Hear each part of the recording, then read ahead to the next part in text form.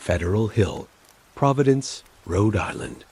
A narrow street called Etwell's Avenue, lined with brick storefronts. The kind of place where the smell of espresso drifts out of doorways even after midnight. It is the early 1960s, though no calendar hangs anywhere in this story. No clock ticks loudly enough to be heard.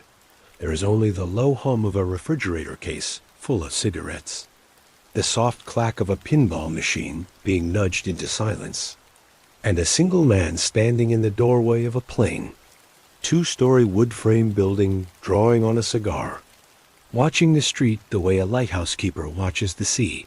Inside that building, behind a wall thinner than anyone inside it would ever have guessed, a small microphone no larger than a shirt button is doing something extraordinary.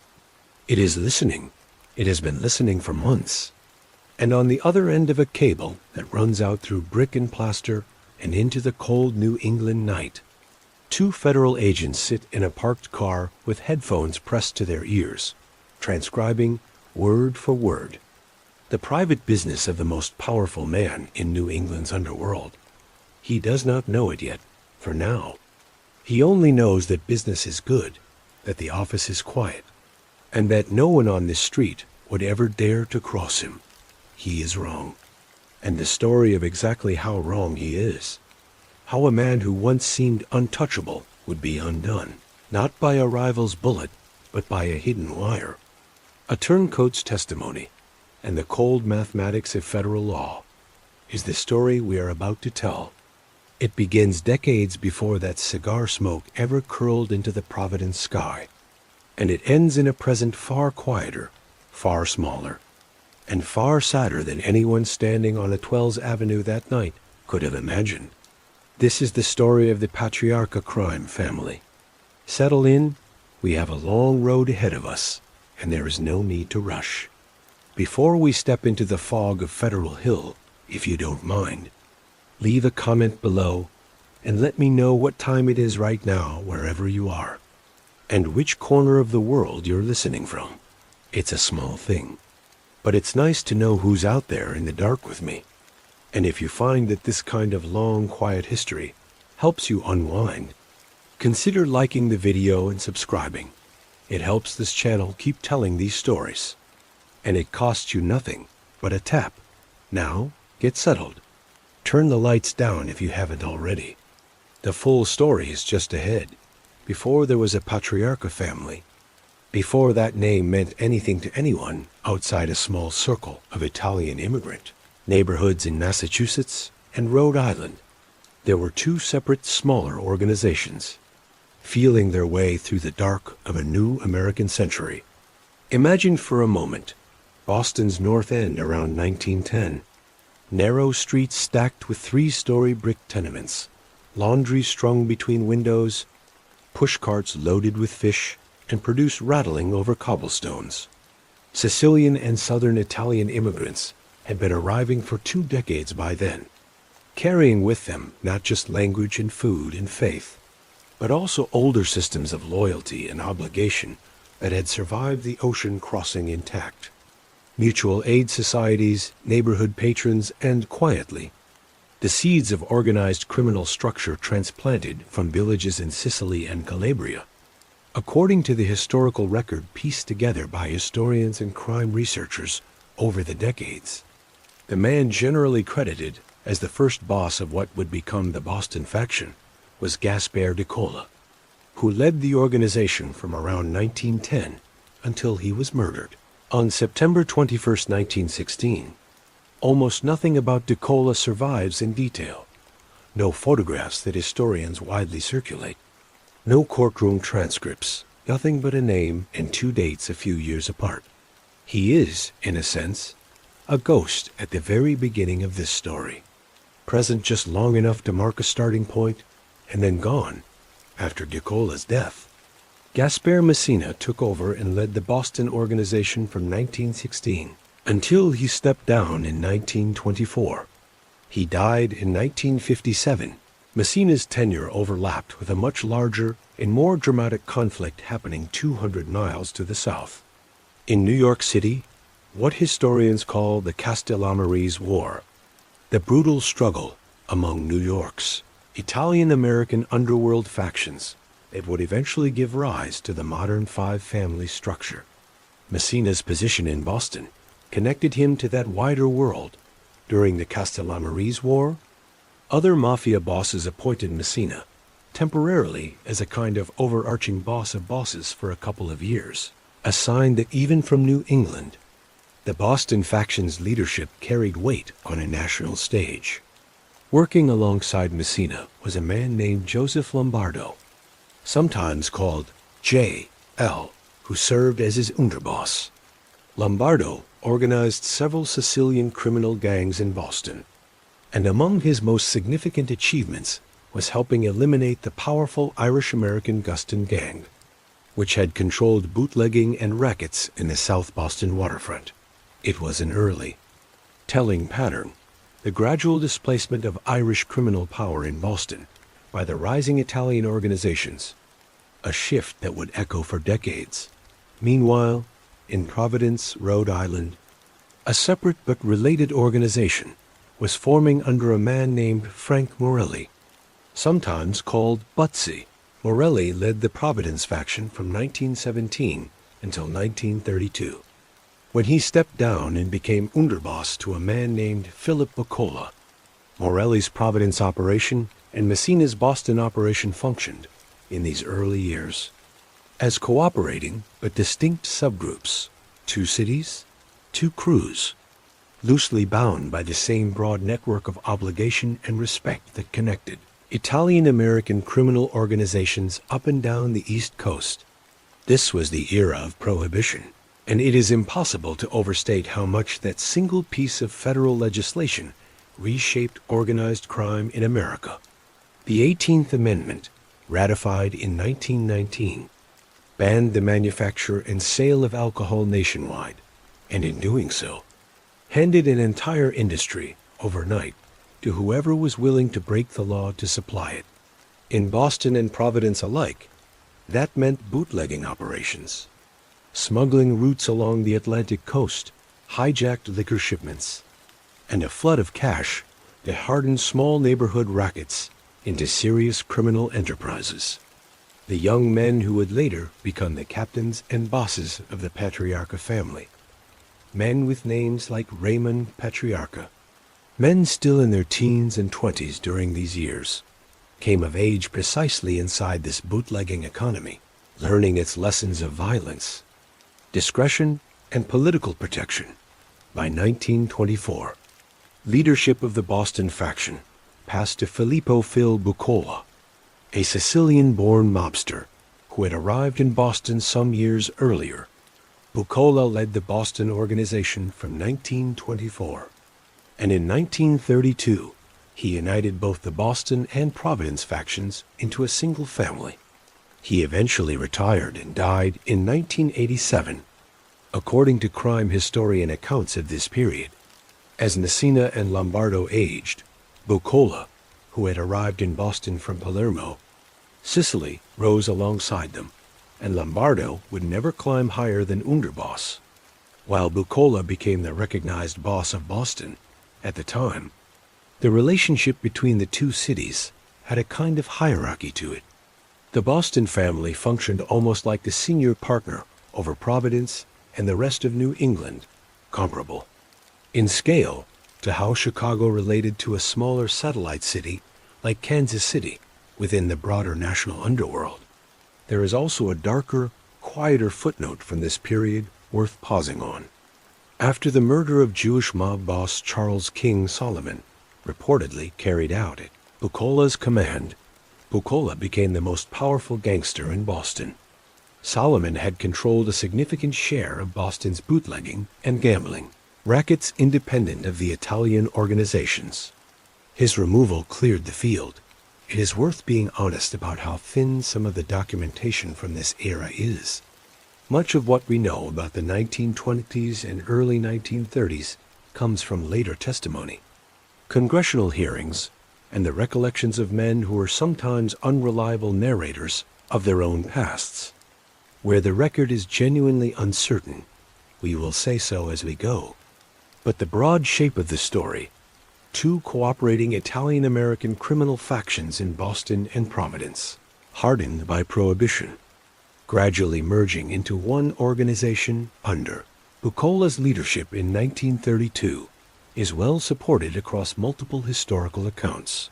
By the early 1930s, then, there was a single organization, headquartered nominally in Boston, with a loyal and increasingly ambitious branch operating in Providence. Frank Morelli, the old Providence boss, had stepped back into the underboss role. Morelli would serve as that faction's caporegime and underboss figure through the 1930s and into the 1940s, eventually retiring in 1947 and waiting in the wings, working his way up through the Providence rackets with a patience that would come to define his entire career, was a young man named Raymond Loreda Salvatore Patriarca. Before we follow him any further, though, it's worth pausing on something that the soft hum of this story's opening chapter has perhaps obscured. How ordinary, how almost domestic, the beginnings of all of this really were. Pushcarts, tenement kitchens, a bar on a street corner where a child watched men argue in low voices over the price of bootlegged whiskey. This was not yet an empire. It was a scattering of neighborhood rackets, run by men who, in another life, in another country, might have spent their whole lives as fishermen, tailors, or shopkeepers. What turned them into something larger, into the structure that would eventually carry the Patriarca name across 6 decades and 5 states, is the story we turn to now. But peace among the rising men of Federal Hill never lasted long, and the quiet years of the 1930s were already, without anyone quite realizing it, building toward the rise of one man who would reshape the entire organization in his own image. What does it take to build a criminal empire that lasts 30 years? According to the men who studied him most closely, police detectives, FBI agents, and eventually congressional investigators, the answer, in Raymond Patriarca's case, was patience, discipline, and an almost total absence of unnecessary risk. He was not the flashiest gangster New England ever produced. He was, by most accounts, something far more dangerous. A quiet, methodical operator who understood that the appearance of legitimate business and the reality of criminal control could be made to look identical. If you were careful enough, Raymond Loreda Salvatore Patriarca was born on March 17, 1908, in Worcester, Massachusetts, to Eleuterio Patriarca, an Italian immigrant from the village of Archi in the Lazio region, and Vincenza, sometimes called Mary Jane de Numala, an Italian-American woman. At the age of 4, the family moved south to Providence, Rhode Island, settling in the Federal Hill neighborhood that would remain his home and his base of power for the rest of his life. It was, and still is, the city's little Italy, narrow streets, Italian grocers, social clubs, the smell of garlic and tomato sauce drifting from open kitchen windows even in winter. Patriarca's childhood was hard in the unremarkable way that so many immigrant childhoods of that era were hard. He left school at the age of 8 to work, shining shoes and serving as a bellhop.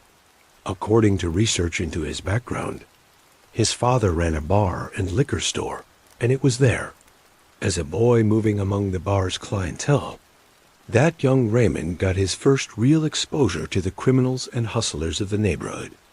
When Raymond was 17, his father died, leaving behind a widow and 4 children, 2 daughters and 2 sons.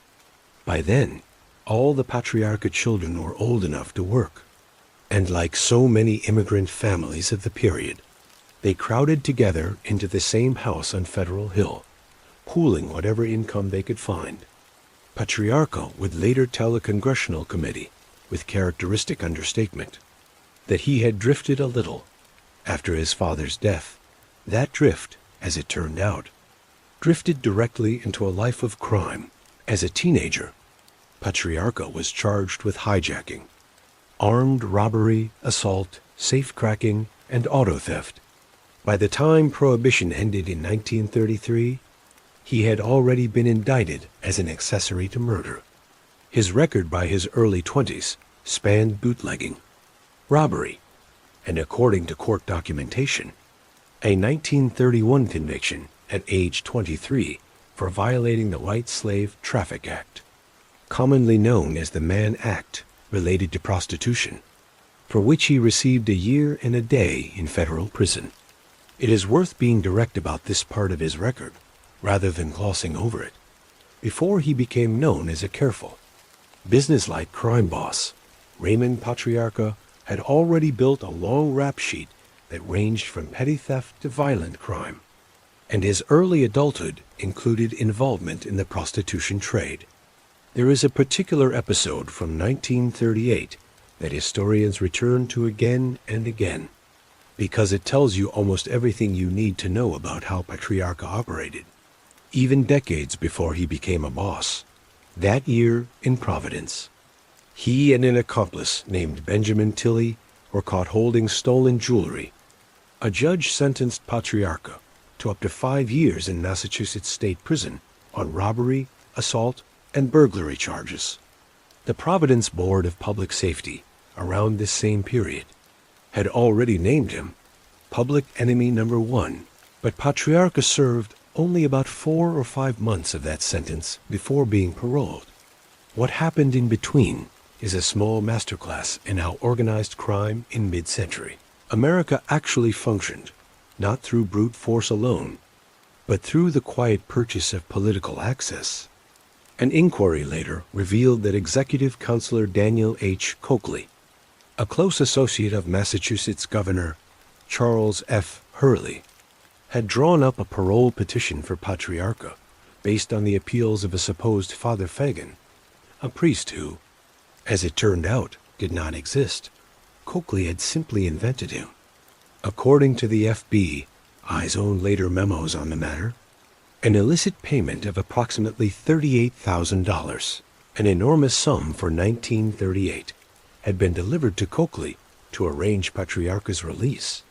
When the scheme came to light, Coakley was impeached and dismissed from the governor's office.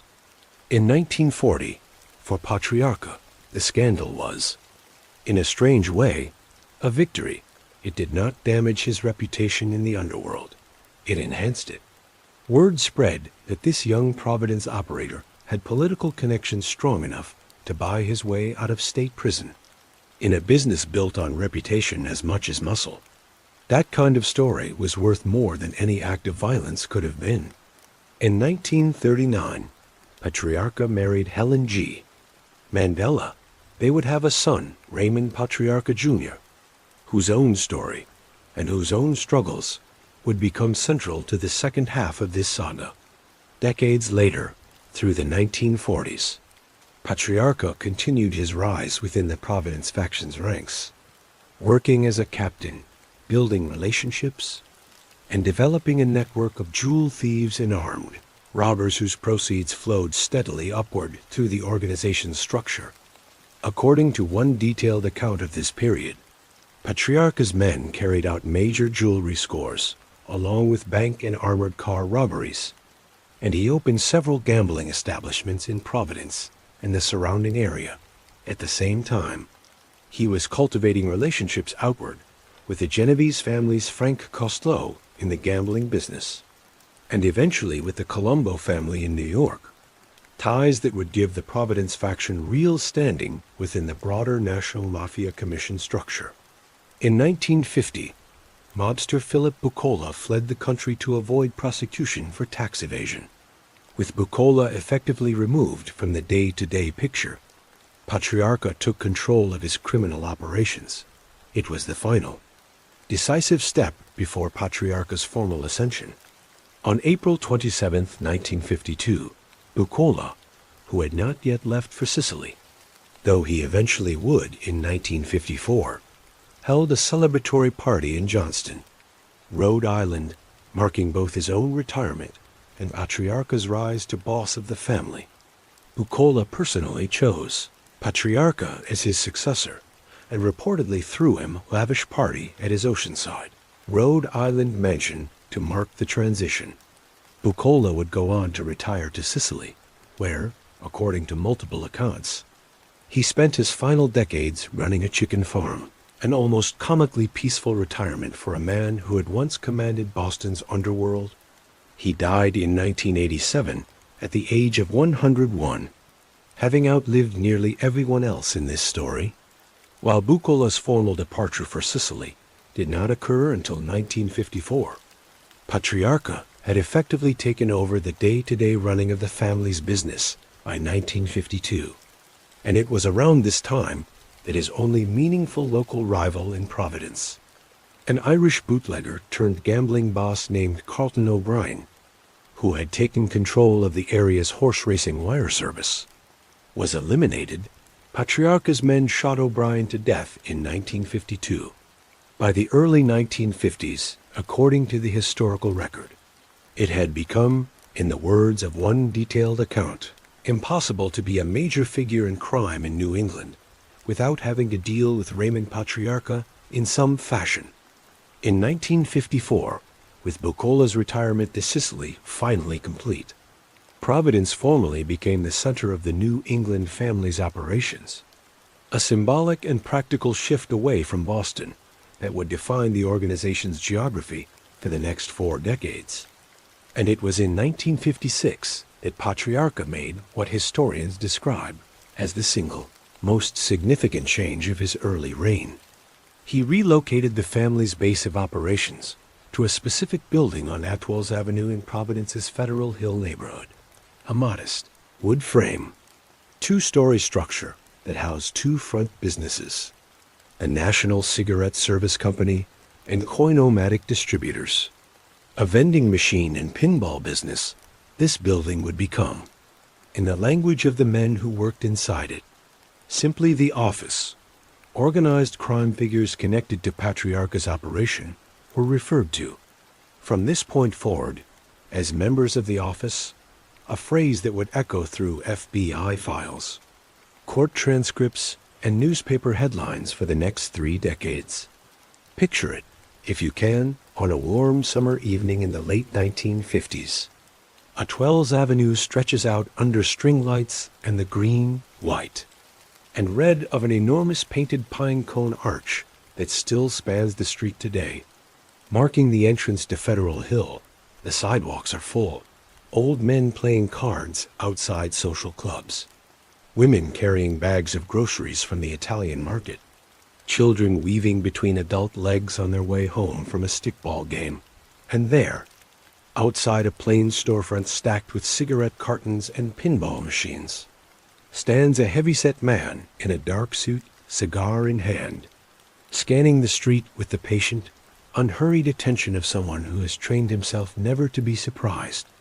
This was, according to those who watched him over the years, Raymond Patriarca's preferred posture during the warmer months, standing outside his own front door, in plain sight, watching for any sign of police surveillance, content to let the entire neighborhood see exactly where he stood, because he had nothing, in his own mind, to hide. The Boston Globe, in a retrospective years later, described him this way. He scowled at strangers and at those who had fallen out of his favor, and he cursed newspapers, the FBI, and the late Robert F. Kennedy publicly. He denied ever being part of organized crime at all. It was a denial nobody believed, least of all the federal government, but it was a denial he would maintain, with remarkable consistency for the rest of his life. And so, by the middle of the 1950s, the structure of what would soon be known across the country as the Patriarca crime family was essentially complete. A boss in Providence, with deep ties into both the New York Commission and a growing network of captains across Massachusetts, Rhode Island, Connecticut, New Hampshire, and Maine. What remained to be built, and what Patriarca would spend the rest of the decade constructing with the same patience he had shown his entire life, was the internal architecture of rules, rackets, and loyalty that would let this organization function not as a loose collection of street crews, but as something closer to a disciplined, hierarchical institution, that architecture, and the uneasy peace it depended on, is where we turn next. How does a single man control criminal activity across 5 states without a standing army, without modern communication technology, and without ever putting his orders in writing? The answer, as Raymond Patriarca demonstrated for 3 decades, is fear braided tightly together with genuine, old-world respect, and a set of rules so clearly understood that they rarely needed to be spoken aloud at all. By the late 1950s, the Patriarca family's internal structure had settled into a shape that would remain largely consistent for the next 25 years. At the top sat Patriarca himself, based at the office on Atwells Avenue. Beneath him, the family operated through 2 geographic wings that mirrored its origins. A Providence faction, which Patriarca controlled most directly, and a Boston faction, run day to day by an underboss based in the North End. For that critical Boston post, Patriarca selected a man named Gennaro Jerry Angiulo, a protege of the family's longtime consigliere, Joseph J. L. Lombardo. It was a shrewd choice. Angiulo was a gifted earner with a sharp business mind, and his appointment effectively gave Patriarca a trusted, capable lieutenant managing the family's interests across the entire stretch from Boston to Worcester, while Patriarca focused his own attention on Providence, Rhode Island, and the wider commission politics of organized crime. For his underboss, in the more traditional sense, the man who stood beside him in Providence, Patriarca brought in Enrico Henry Tamaleo, sometimes called Henry the Referee, who had transferred over from the Bonanno crime family in New York, specifically to take this role. Tamaleo's arrival gave Patriarca something valuable: solid, direct lines of communication back to New York's 5 families, reinforcing the broader alliance structure Patriarca had been building with Frank Costello and, later, the Colombo family. According to research into the period, the National Mafia Commission formally agreed that Patriarca would control Boston, Providence, and the majority of New England as his territory, a recognition, at the highest levels of organized crime in America, that the New England operation was now a unified, commission-sanctioned family in its own right, not merely a junior outpost of New York's organizations. What did the family actually do, day to day, to generate its income? The honest, unglamorous answer is gambling. Above almost everything else, illegal sports betting, numbers games, dice games, high-stakes card rooms. These were the bread and butter of the Patriarca organization's economy, generating a steady, almost industrial flow of cash that dwarfed the more dramatic crimes the family is often remembered for. Layered on top of gambling was loan sharking, the practice of lending money at extortionate interest rates to gamblers, small business owners, and the desperate, with the implicit threat of violence standing behind every missed payment.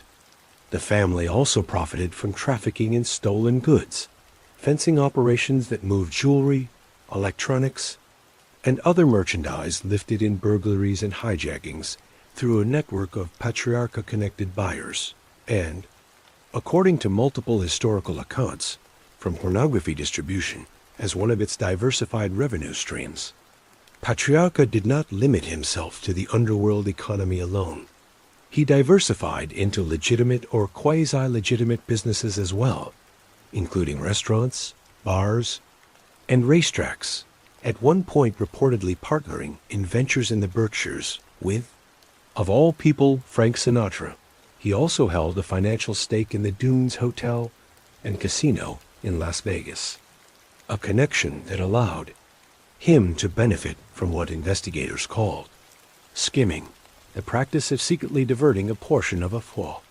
Casino's gambling revenue, before it was ever reported to tax authorities or ownership records, a scheme that, at various points in mid-century American organized crime, connected mob families across the country to the glittering legitimate facade of the Las Vegas Strip. There was also, according to testimony given years later, a far stranger episode tying Patriarca's network to international intrigue. In 1978, mob associate and eventual government witness Vincent Teresa testified that he was present in 1960 when the Central Intelligence Agency offered the Mafia a $4 million contract to assassinate Cuban leader Fidel Castro. According to that testimony, Patriarca helped select a Brookline, Massachusetts convict named Morris Pro Werner to carry out the killing.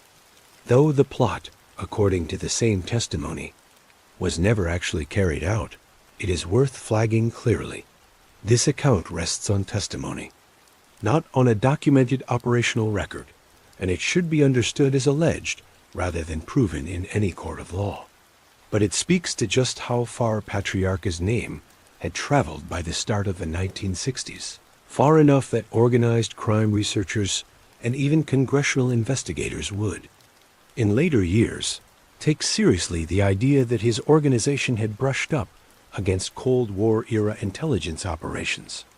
Patriarca ran his organization with what observers consistently described as ruthless, strict discipline, though notably, the FBI's own internal assessment of him in the mid-1950s did not initially categorize him as a violent gangster in the conventional sense.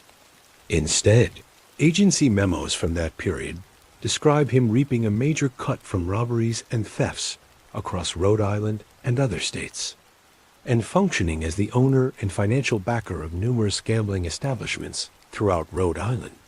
Investigations also pointed to what one memo called a shakedown racket operating in the Federal Hills section of Providence. With young men pressuring local merchants for protection payments, there are darker stories too. That circulated about Patriarca's leadership style, stories that, in fairness, come down to us largely through allegation and informant testimony rather than courtroom-proven fact, and which should be read with that caveat firmly in mind. According to some accounts, Patriarca once ordered an elderly mobster to murder his own son after Patriarca had lost a substantial amount of money on a deal gone bad. The father reportedly pleaded for his son's life, and Patriarca ultimately relented, exiling the father from the family rather than forcing him to carry out the killing, a decision influenced, according to these accounts, by his underboss Henry Tamaleo, who persuaded him to show mercy. In another episode, after federal authorities seized a hijacked shipment of cigarettes that Patriarca had financed, he allegedly demanded that several family members personally repay him $22,000 to cover his loss, a vivid illustration of how, in this world, financial discipline ran in only one direction, downward in expectation and upward in tribute. It was also during this period that Patriarca found himself, somewhat reluctantly, becoming a public figure of sorts, not by choice, but because the federal government had decided that organized crime in America deserved national attention, and Raymond Patriarca was about to become one of its most visible faces. In 1958, the United States Senate's McClellan Committee, formally investigating labor racketeering, summoned Patriarca to testify. Senators questioned him about allegations that he had used strong-arm tactics to push rival cigarette vending machine operators out of business. Patriarca denied it, and when pressed about the source of his evident wealth, he offered an answer that became something close to local legend. He claimed his success came from a shoebox containing $80,000 to $90,000 in cash, left to him from his mother's savings. Robert Kennedy, serving as the committee's chief counsel, asked Patriarca directly why he had turned to burglary as a young man. Patriarca's reply was almost philosophical in its evasiveness. Why do a lot of young fellows do a lot of things when they haven't a father? The following year, when Kennedy brought him before the commission again, Patriarca took a noticeably different approach than most organized crime figures of the era, who typically invoked their Fifth Amendment right to silence at every turn.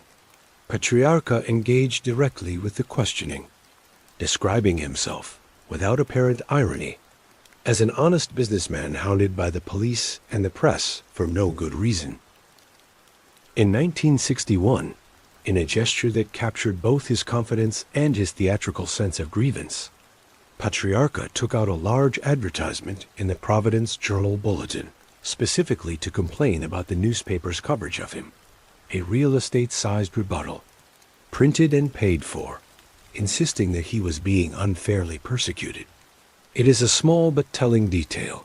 This was a man who, even as federal pressure mounted around him, still believed, or wanted the public to believe, that he was simply a misunderstood businessman, a victim of overzealous reporters and prosecutors, rather than the head of New England's most powerful criminal organization.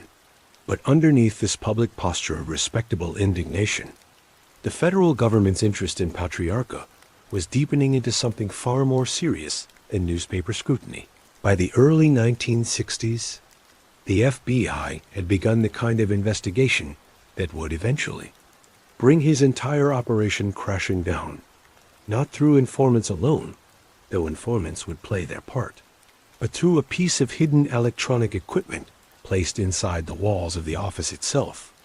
The Quiet Dawn's rules, in other words, were about to run headlong into rules of an entirely different kind, the rules of federal surveillance law, just beginning to take modern shape in American courts. And while Patriarca stood outside his vending machine shop on warm afternoons, scanning the street for any sign of trouble, the real danger to his empire was already inside the building with him, recording every word. What happens when a single man decides he no longer wants to pay tribute to the most powerful boss in New England? In the summer of 1966, on a quiet Providence morning, the answer arrived in the form of 4 shotgun blasts inside a glass telephone booth. The man at the center of this story was William "Willie" Marfeo, a Providence bookmaker and dice game operator who ran an independent gambling operation on Federal Hill. Independent, crucially, in the sense that he had stopped paying Patriarca his expected cut, according to wiretap transcripts and testimony from informants gathered during this period. Patriarca's desire to have Marfeo killed dated back to at least the summer of 1964, 2 full years before the murder actually took place. The delay, according to these accounts, had less to do with mercy than with logistics. Patriarca's underboss Henry Tamaleo was dealing with his own tax problems at the time, and that distraction reportedly pushed the Marfeo situation onto the back burner for a while. There was also, simmering underneath the simple matter of unpaid tribute, a personal grievance. Willie Marfeo had, at some point, physically assaulted Tamaleo, an act of disrespect that, within the rigid hierarchy of the office, was considered every bit as serious as the financial slight. A man who would strike the family's underboss and who would refuse to pay his required cut from an illegal gambling operation was, in the language of this world, a problem that needed solving. On the morning of July 13th, 1966, Willie Marfeo was sitting in the corner kitchen, a small Providence restaurant, enjoying coffee and conversation with 2 companions and the restaurant's owner. A lone gunman walked through the front door, ordered the other men in the room to lie face down on the floor, and then forced Marfeo outside at gunpoint. Just beyond the restaurant's entrance stood a glass telephone booth, the old kind, with a folding door and a coin slot, the sort of structure that, in the 1960s, stood on nearly every American street corner. The gunman pushed Marfeo inside it and opened fire. Marfeo was shot once in the head, once in the shoulder, once in the chest, and once in the torso. Bullets were later found lodged in his brain, his lungs, and his spleen. The 3 witnesses inside the restaurant told police afterward that they had never seen the killer before and could not provide a clear description. The aftermath rippled outward through Marfeo's own family with an almost biblical weight. That same afternoon, his brother Thomas was hospitalized with hysteria after hearing the news.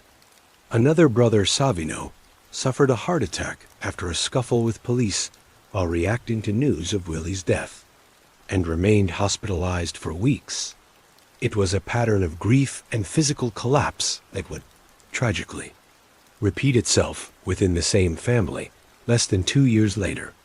When violence struck the Marfios for a second time, investigators and federal prosecutors would eventually allege that Raymond Patriarca had ordered Willie Marfio's killing specifically because Marfeo had refused to pay tribute from his unsanctioned dice and bookmaking operation, based largely on testimony from a hitman turned government informant, a man whose story will occupy much of our next chapter.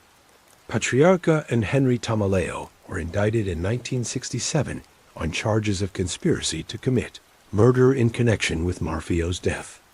It would take years for that case to wind its way fully through the courts.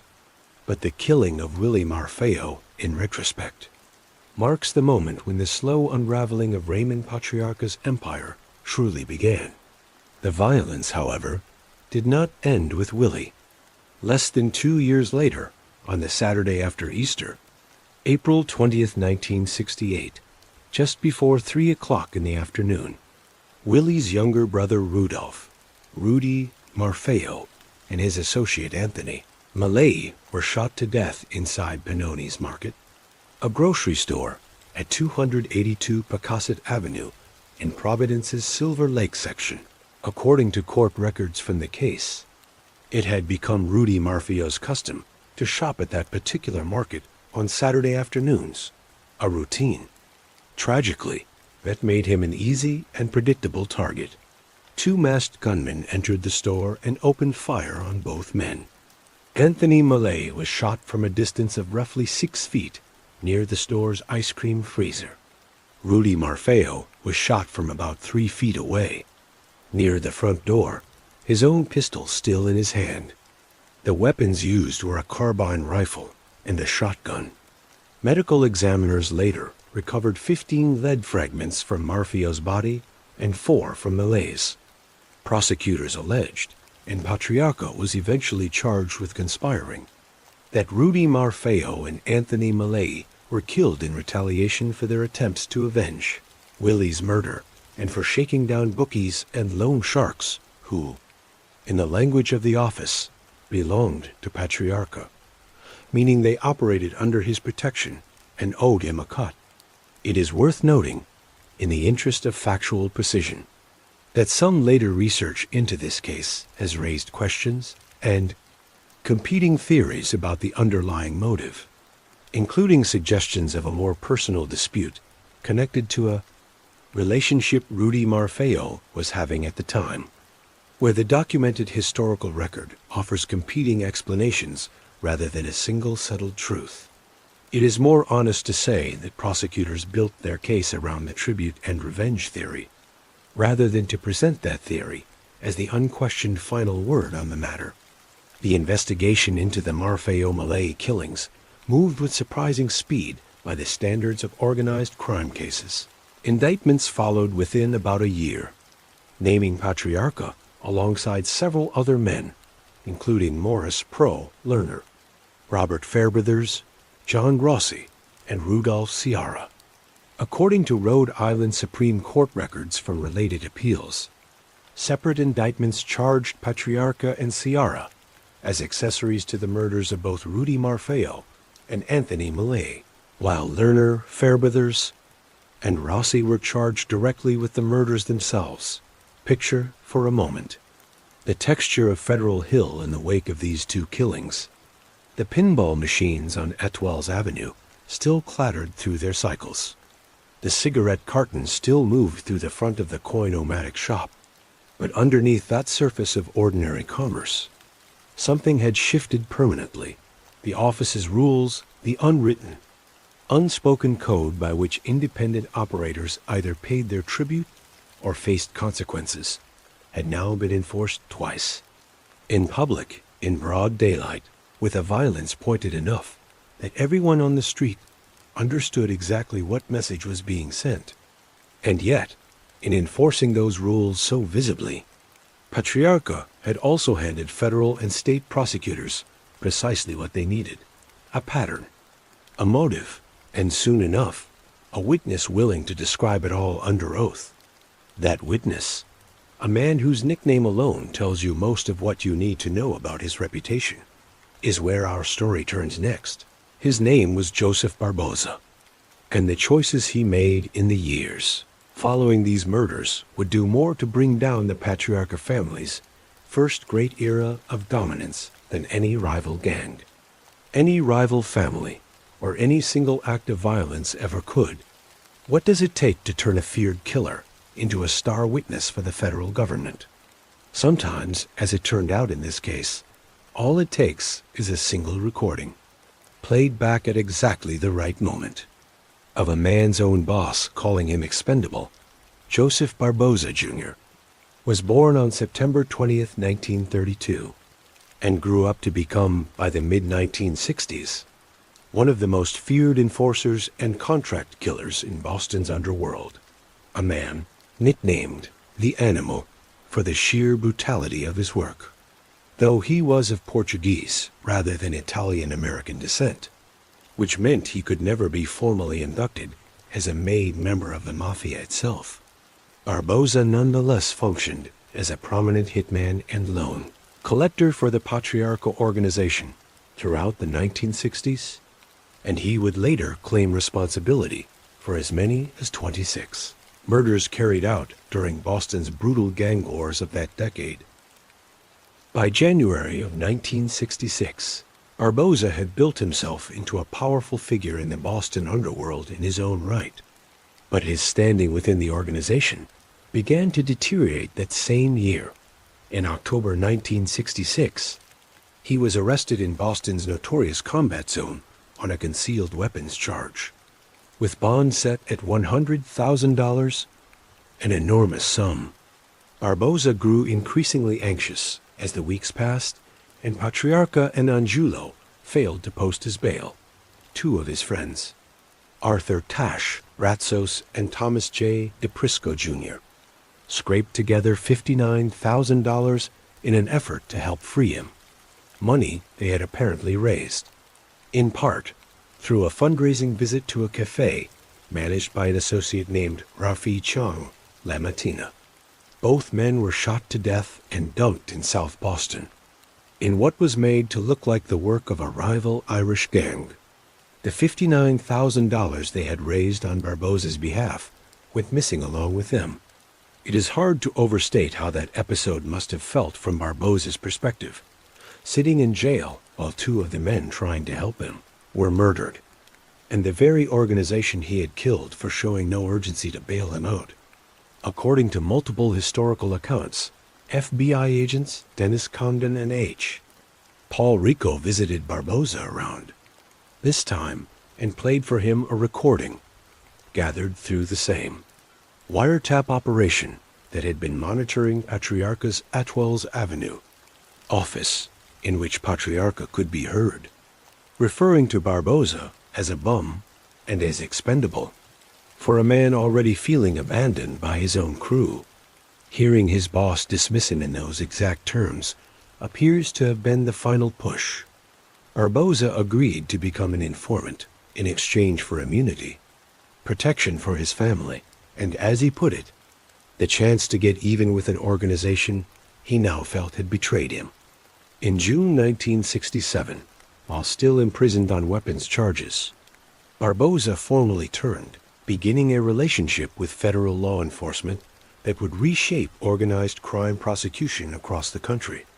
On June 20th, 1967, based largely on Barboza's account, Patriarca and Henry Tamaleo were indicted for conspiracy to murder in connection with the 1966 killing of Willie Marfeo. Weeks later, in August, Gennaro Angulo was accused of involvement in a separate gangland killing, and in October, 6 men were charged in connection with the March 1965 murder of a small-time Boston thug named Edward Teddy Deegan, a case that would, in time, become one of the most consequential wrongful conviction scandals in the history of American law enforcement. We need to pause here and walk through the Deegan case carefully, because it intersects directly with the Patriarca family's senior leadership, and because what eventually came to light about it stands as one of the gravest known failures of federal law enforcement integrity in this entire story. In May 1968, the Deegan murder trial began in Massachusetts. After 50 days of testimony and deliberation, the jury returned guilty verdicts. Sentenced to death were Peter Limon, Louis Greco, Henry Tamaleo, Patriarca's own underboss, and Ronald Casesso. Sentenced to life in prison were Joseph Salvati and Wilfrid Roy French, Barboza himself. Despite having been deeply involved in the underworld activity surrounding the case, received only a 1-year prison term, time served included. It would take decades and an extraordinary amount of digging by journalists, defense attorneys, and eventually federal judges to fully expose what had actually happened. According to findings later affirmed in federal court, of the 6 men convicted in the Deegan killing, only 2, Ronald Casesso and Wilfrid Roy French, had actually been present in the alley where the murder took place. The other 4, Limon, Greco, Tamaleo, and Salvati, had played no role in the crime at all.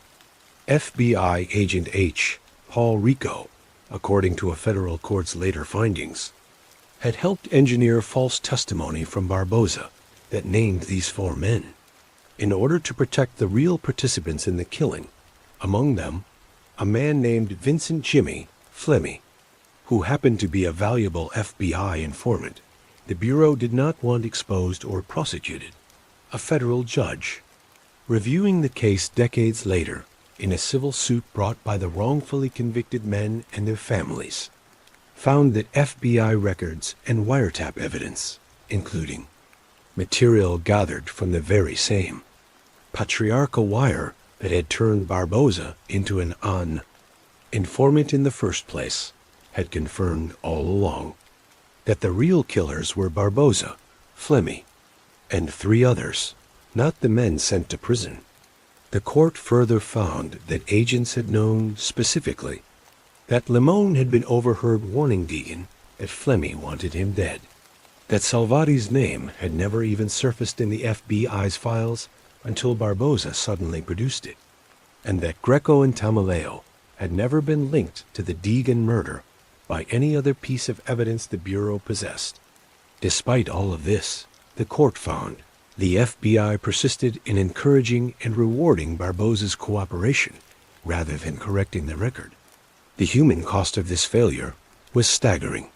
Henry Tamaleo died in prison in 1985. Having served 18 years for a murder, a federal court would later determine he did not commit. Louis Greco died in prison in 1995. After 28 years of incarceration, Joseph Salvati's sentence was eventually commuted in 1997, after he had served a little more than 29 years. Peter Limon was not released until 2001. After 33 years behind bars, their convictions were vacated that same year, following newly disclosed FBI documents confirming the perjured nature of Barboza's original account. In 2007, United States District Judge Nancy Gertner awarded $101.7 million in damages to the survivors and the estates of the deceased, finding that FBI agents had knowingly allowed Barboza's lies to stand, prioritizing the protection of their informants over the basic demands of justice. When questioned about the case during congressional hearings in 2003, Agent Rico, by then elderly, responded to the human cost of his actions with a single, infamous line, "What do you want, tears?" We tell this part of the story at some length, not because it is a digression from the history of the Patriarca family, but because it is woven directly into it. Henry Tamaleo was not a peripheral figure. He was Raymond Patriarca's own underboss, the man brought in from the Bonanno family, specifically to anchor Patriarca's connections to New York. His wrongful conviction and death in prison stand as one of the most documented and devastating consequences of the Barbosa era. A reminder that the federal government's pursuit of organized crime in this period was not always conducted with clean hands, and that the human toll of these years extended well beyond the men who were, by any fair measure, actually guilty. Returning to the Marfeo case directly. In the first trial, connected to Barbosa's testimony, Gennaro Angiulo was found not guilty after a jury deliberated for less than 2 hours. None of the jurors, according to accounts of the case, found Barbosa personally credible, but the second trial, focused specifically on the killing of Willie Marfeo, produced a different result. Raymond Patriarca was found guilty of conspiracy to murder Willie Marfeo. He was sentenced in 1968 to a term that several sources describe somewhat differently. Accounts place the sentence at 5 years in one telling and 10 years in another, reflecting how the case moved through multiple related indictments and appeals over the following years. But in every account, the outcome was the same. For the first time in his career as boss, Raymond Patriarca was going to federal prison, and a hitman he had once dismissed on tape as expendable had been the one to put him there. He did not go quietly, and the consequences of that conviction would ripple forward for years. Through a second Marfeo-related trial in 1970, through Patriarca's continued efforts to run his organization from behind bars, and eventually through a campaign of intimidation and violence aimed squarely at the man whose testimony had started it all, we will follow Patriarca's imprisonment and the strange continuity of his criminal command even while incarcerated in the chapter ahead. But first, it is worth marking just how dangerous Barbosa's decision to testify made his own life. Patriarca, according to multiple accounts, allegedly sought to hire snipers on speedboats in an attempt to kill Barbosa, while federal marshals transported him by water to testify in court, an arrangement made necessary because Barbosa was being housed, for his own protection, on the remote, windswept Thacker Island off Cape Ann. He was later moved repeatedly between secure locations, including Fort Devens in Massachusetts and even Fort Knox, Kentucky, in an effort to keep him alive long enough to testify. The man tasked with protecting him, U.S. Deputy Marshal John Partington, would later be credited with helping launch what eventually became the Federal Witness Protection Program, a system built, in significant part, out of the sheer scale of effort required to keep Joseph Barbosa breathing long enough to take the stand against Raymond Patriarca. The wiretap had given the government its evidence. The witness had given them their case.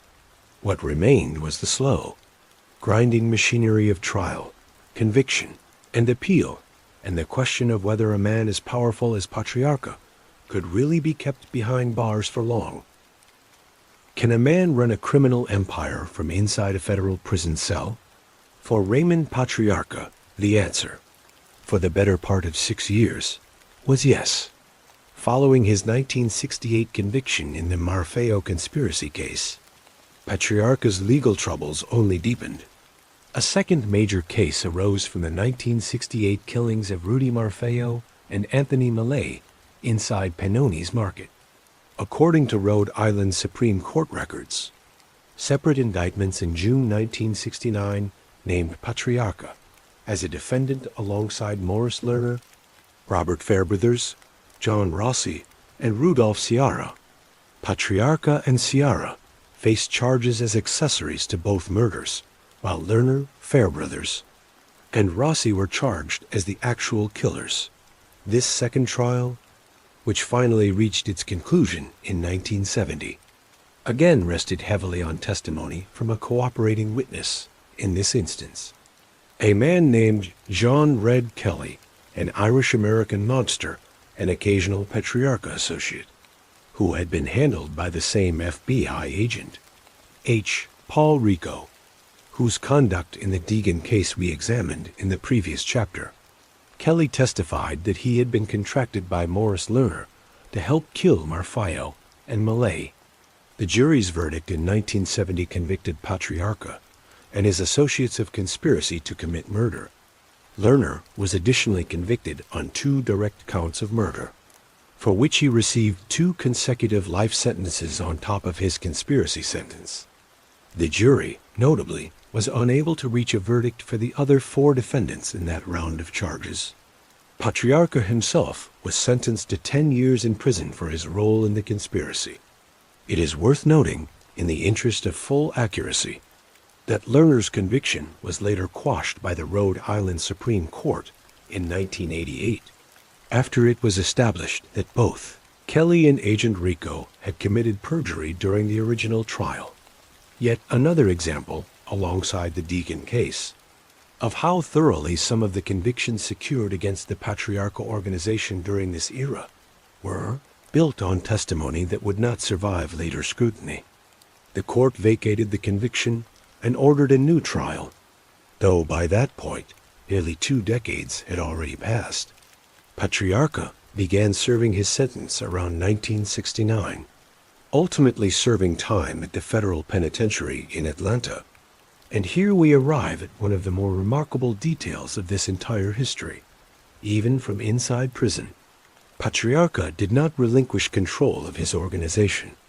According to multiple historical accounts, he continued to run the family while incarcerated, communicating through visits, intermediaries, and the simple fact that everyone within the organization understood his authority had not actually ended, just because his physical address had changed. During this period, Gennaro Angiulo served as acting boss, managing the day-to-day operations of the Boston wing and reporting, however, indirectly, back to Patriarca.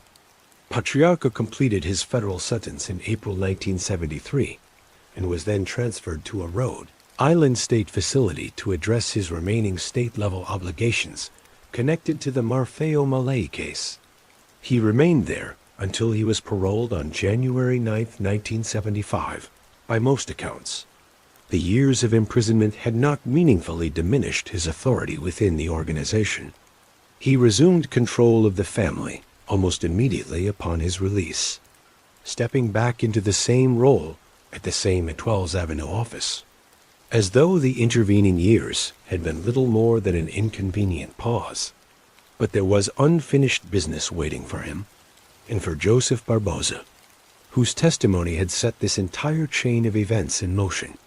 Barboza, after his cooperation with prosecutors concluded, had been relocated under the witness protection arrangements then still in their infancy, eventually settling in California under the alias Joe Donati.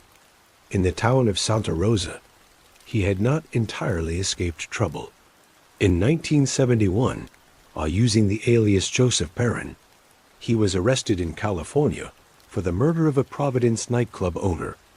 According to FBI records from the period, Barboza threatened to expose fabricated elements of his earlier testimony unless his federal handlers intervened on his behalf. In this new case, the Bureau did intervene, lobbying prosecutors for a reduced charge, and Barboza ultimately pleaded to second-degree murder, receiving a sentence of 5 years to life.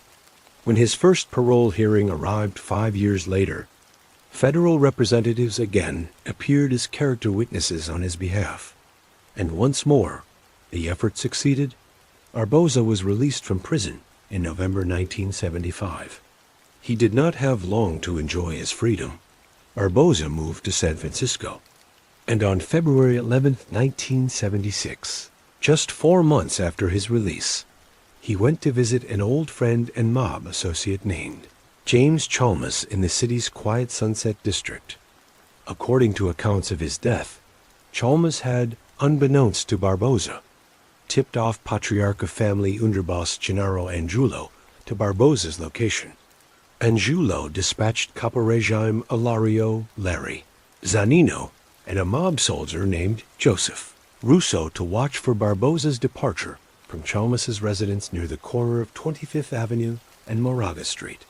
As Barboza approached his parked car and reached for his keys, a van pulled up rapidly, and from a distance of nearly point-blank range. 4 shotgun blasts were fired through its open door. Barboza was killed instantly. His death is widely understood, according to multiple historical accounts, to have been carried out at the behest of the Patriarca organization, in direct retaliation for the testimony that had sent its boss to prison nearly a decade earlier. Though, in keeping with the broader pattern of this story, it should be noted that this conclusion rests on the accumulated weight of investigative reporting and law enforcement belief rather than on a courtroom conviction specifically, establishing Patriarca's personal order for the hit. There is a grim symmetry worth sitting with for a moment. Patriarca had been released from prison in January 1975, having served roughly 4 years for Willie Marfio's murder.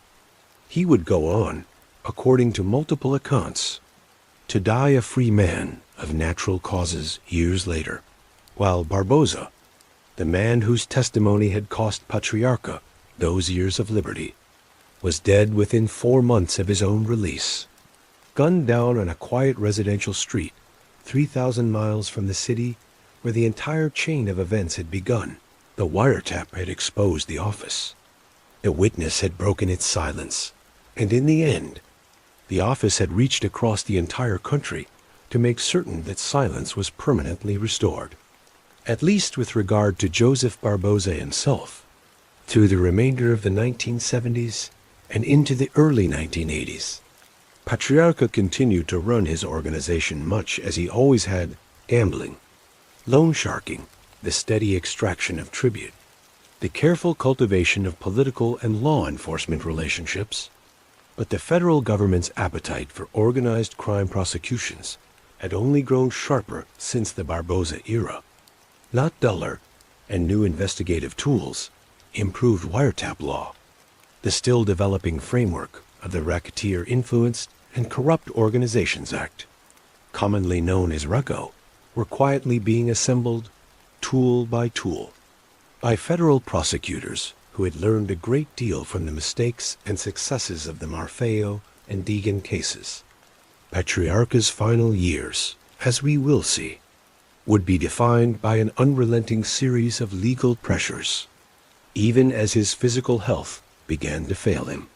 And while the aging boss fought these final legal battles from Providence, 200 miles north, in Boston's North End, his Boston underboss, Jerry Angiulo, was running an operation so confident in its own untouchability that it would soon hand the FBI one of the most consequential pieces of evidence in the history of American organized crime prosecution.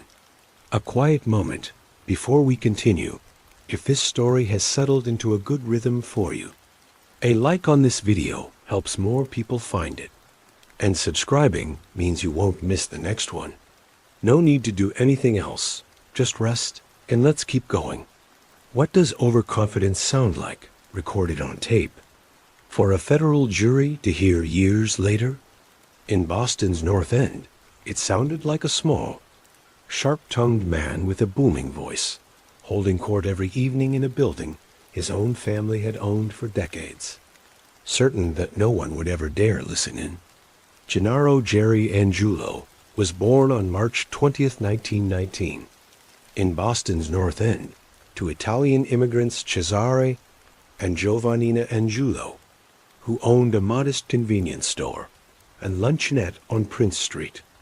Angiulo grew up surrounded by his siblings, Niccolo, Donato, Francesco, Antonio, Michelle, and James, in the same dense, close-knit Italian neighborhood that had produced so many of this story's earlier figures.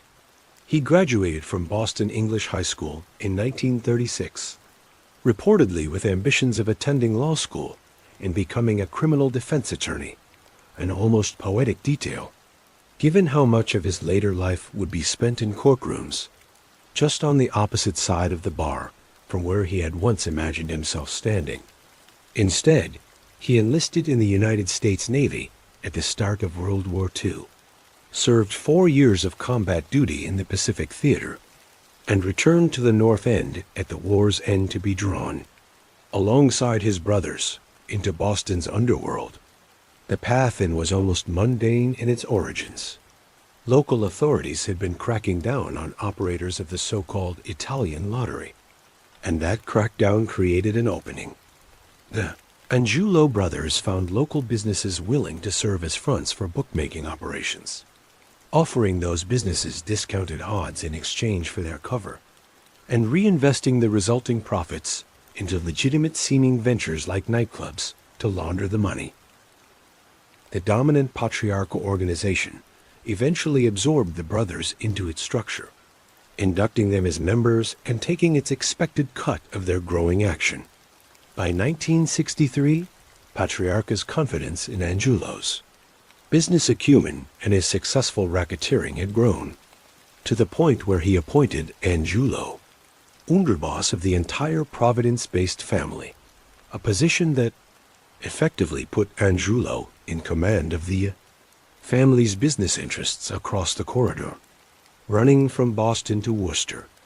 Angiulo and his brothers ran their operation out of a building at 98 Prince Street in the North End, the very same building, in fact, where the Angiulo family's parents had once run their luncheonette. The brothers nicknamed it the Dog House, and it became, in every practical sense, the Boston equivalent of Patriarca's Atwell's Avenue office. Angiulo became, by any measure, a multi-millionaire. He lived in a beachfront mansion in the suburb of Nahant and drove around in a Jeep that, in a flourish of pure swagger, bore the license plate Italian Stallion. His closest capo, a man named Ilario Leri Zanino, provided the muscle that backed up Angiulo's business decisions when persuasion alone wasn't sufficient. And Angiulo himself developed a reputation, even among rival gangsters and law enforcement, as a shrewd, wisecracking, almost theatrical figure, a man who, despite standing only 5 feet 7 inches tall, commanded rooms with a booming voice and a quick, biting wit. It was precisely this comfort, this sense of being untouchable inside his own headquarters, that proved to be Angiulo's undoing. Beginning around 1979, an FBI agent named Bill Shopro developed a system for monitoring the entrance to 98 Prince Street using a camera positioned in a parked car nearby. By 1980, the Bureau's attention turned toward getting audio coverage inside the building itself, and it took roughly a year of legal and technical preparation to make that happen.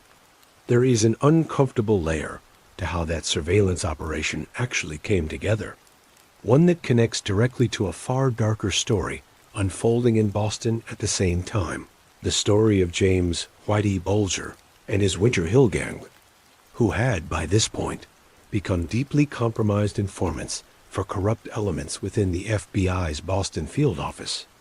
According to testimony and documents that came to light years later in federal court, Bulger and his associate Stephen Flemmi visited Angiulo's headquarters at 98 Prince Street at the request of their FBI handlers, ostensibly just to confirm whether the building had a security alarm system.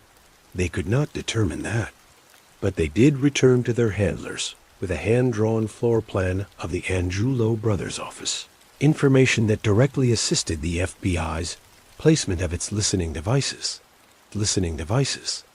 When the Bureau formally submitted its application for the surveillance operation to the court, Bulger was listed among the informants whose information supported the request. It is worth pausing on the strangeness of that arrangement. The same federal government that was, at this very moment, building one of the most significant organized crime cases in New England, history was simultaneously protecting and relying upon a violent criminal organization of its own, one that would later be revealed to have committed numerous murders. With tacit federal protection, this pattern of compromised, ethically fraught BI conduct, which we have already seen in the Deegan wrongful conviction case, recurs throughout this story, not as an isolated scandal, but as something closer to a structural feature of how organized crime enforcement in Boston actually operated during these decades. We raise this not to excuse anything the Patriarca organization itself did, but because an honest telling of this history requires acknowledging that the institutions hunting them were, themselves, frequently far from clean, starting in January 1981. FBI agents listened in, day after day, as Angelo's younger brother Frankie opened the office each morning, a creature of habit by all accounts, a smoker who could be heard coughing and spitting into the sink before putting on a pot of coffee. Other brothers cycled through during the day. Bookmakers arrived carrying enormous amounts of cash. Around 4 in the afternoon, Gennaro Angiulo himself would typically arrive in a red 2-door AMC Pacer, bearing his own name on the license plate. And for the next several hours, he would hold forth on whatever business needed attending to, until roughly 7:30 in the evening, at which point, in a detail almost too human and ordinary to invent, the boss would quiet the room so that everyone present could watch public television together. For 103 days, this rhythm continued. The FBI's recording equipment capturing an extraordinary archive of organized crime's internal operations, gambling business, loan sharking arrangements, and eventually, something far more damning, one taped conversation captured Angiulo discussing the planned killing of a witness with chilling, almost bureaucratic casualness. I hope it happens tonight. Just hit him in the head and stab him, okay? The jeopardy is just a little too much for me. You understand, American? Okay, let's go. That particular plot was thwarted only because the FBI, having captured the conversation, warned the intended victim in time. In May 1981, after 4 months of listening, the FBI raided 98 Prince Street.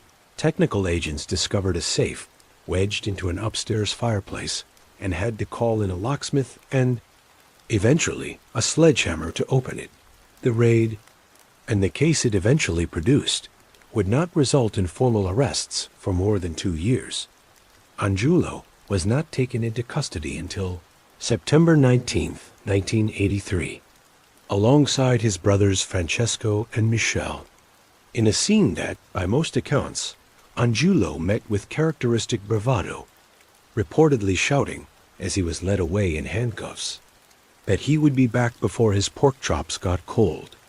He would not be back, held without bail awaiting trial. Angiulo's case finally went before a jury in a highly publicized 8-month trial that concluded in February 1986. Jurors heard hours of the taped conversations recorded at Prince Street, detailing plans for murder, gambling operations, loan sharking, and extortion.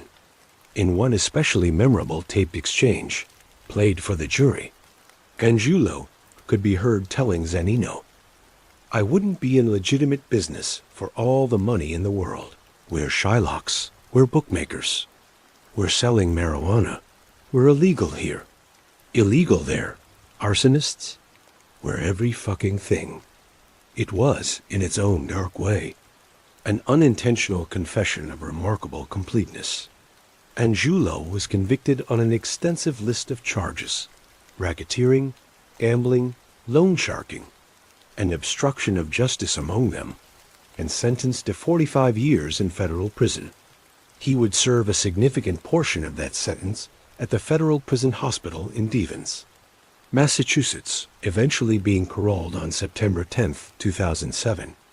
After 24 years behind bars, he died, a free man, on August 29, 2009, at the age of 90, of renal failure connected to kidney disease, having outlived nearly the entire generation of mobsters who had once filled the doghouse on Prince Street with cigarette smoke and the murmur of business. Being conducted in low, confident voices, a retired Massachusetts State Police colonel, reflecting on Angiulo's career after his death, called him probably the last truly significant mafia boss in Boston's history, a man whose downfall, in retrospect, marked the symbolic end of an entire era of organized crime operating in Plain.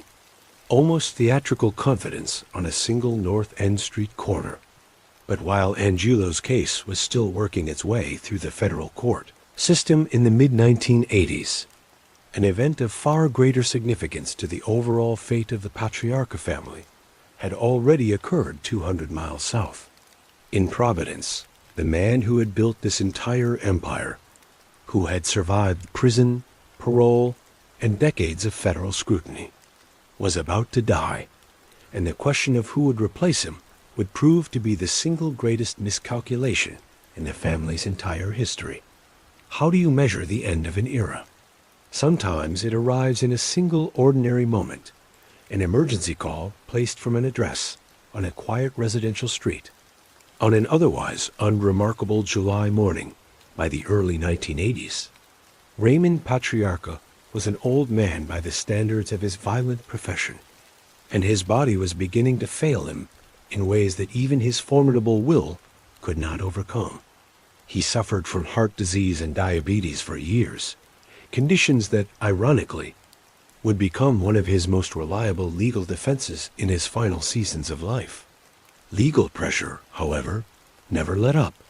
In December 1983, Patriarca was charged with ordering the 1965 murder of a Providence wise guy named Raymond Baby Ray Curcio, who had reportedly burglarized the home of Patriarca's own brother, Joseph.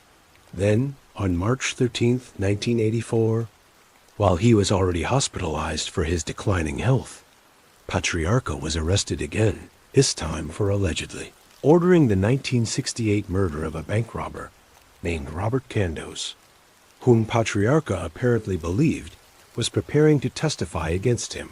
In both cases, Patriarca's attorneys successfully argued that his deteriorating heart condition made him unfit to stand trial. And in both cases, judges agreed. It is a final, fitting irony of his career. A man who had spent decades carefully managing risk, avoiding unnecessary exposure, and using every available form of leverage, financial, political, and legal, to stay one step ahead of prosecution, ultimately escaped his last courtroom battles not through cunning, but through the simple, undeniable fact of his own failing heart. On July 11, 1984, at approximately 11:30 in the morning, the North Providence Fire Department's rescue squad received an emergency call from an address on Douglas Avenue, the home of his girlfriend, where Patriarca had been staying. He had suffered a heart attack and was pronounced dead shortly afterward. Raymond Loretta Salvatore Patriarca was 76 years old. He was buried at Gate of Heaven Cemetery in East Providence, Rhode Island, closing the book on more than 3 decades of nearly unbroken command over organized crime throughout New England. It is worth taking a moment, before we move forward, to sit with the scale of what had just ended. For more than 30 years, through Senate hearings, FBI wiretaps, 2 major murder conspiracy convictions, a federal prison sentence, and a parade of informants and turncoats, Raymond Patriarca had remained the unquestioned head of an organization that stretched across 5 states. He had survived the era of Joseph Barboza. He had survived the death of his own underboss's reputation in the Deegan scandal. He had survived imprisonment itself, running his family's business from behind prison walls, as though geography were merely an inconvenience, whatever else might be said about the harm his organization caused. And that harm, as we have seen, was real and considerable. His longevity as a boss was, by any standard within his own violent profession, extraordinary, but longevity in command does not guarantee wisdom in succession. And it was here, at the very moment of his death, that Raymond Patriarca made what many historians and law enforcement officials consider the single most consequential misjudgment of his entire career. He had already arranged, before his death, for his own son to take over as boss. Raymond Joseph Patriarca, known to nearly everyone as Raymond Jr. Patriarca, was born in Providence, Rhode Island, on February 24, 1945, to Raymond C.R. and Helen Mandela, who had died of cancer in 1965. Junior had grown up entirely within the shadow of his father's reputation, a position that, according to virtually every account of his subsequent tenure as boss, brought him respect by inheritance rather than respect earned through the kind of decades-long demonstration of capability that had built his father's authority in the first place. Upon Raymond S.R.'s death, his underboss situation was already complicated. Gennaro Angiulo, who might otherwise have been a natural successor, given his decades of service and demonstrated business acumen, was by this point incarcerated on the racketeering charges stemming from the Prince Street wiretap, and he reportedly attempted to assert a claim to the bossship despite being behind bars, an effort that ultimately went nowhere. Instead, the family's most powerful remaining capo, Ilario Larry Zanino, threw his support behind the younger Patriarca.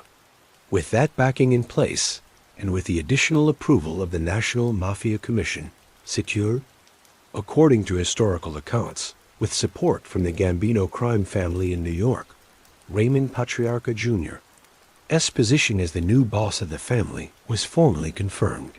It did not take long for the cracks in this arrangement to show. Junior Patriarca, whatever his other qualities, lacked his father's particular combination of menace, business discipline, and political instinct, the very qualities that had allowed Raymond S.R. to hold an entire 5-state criminal organization together through sheer force of personal authority for over 3 decades. Almost immediately, the organization Junior inherited began to show signs of internal strain that his father's iron grip had, for years, simply suppressed rather than resolved. There is a particularly revealing episode from 1986 that illustrates just how exposed Junior's position had become. Even on matters of public reputation, that year, he testified before the Judiciary Committee of the Rhode Island House of Representatives during impeachment proceedings against Rhode Island Supreme Court Chief Justice Joseph A. Bevilacqua S.R., a former criminal defense attorney who stood accused of improperly associating with organized crime figures. The hearings ultimately led to Bevilacqua's resignation. During the proceedings, prosecutors introduced FBI wiretap recordings of conversations involving Patriarca S.R. that had been captured between 1962 and 1965, recordings in which, according to the FBI's own logs, Raymond S.R. could be heard advising his son to marry an Italian girl when the time came, on the reasoning that such a wife would stand by him in trouble and would not call the police if he ever struck her.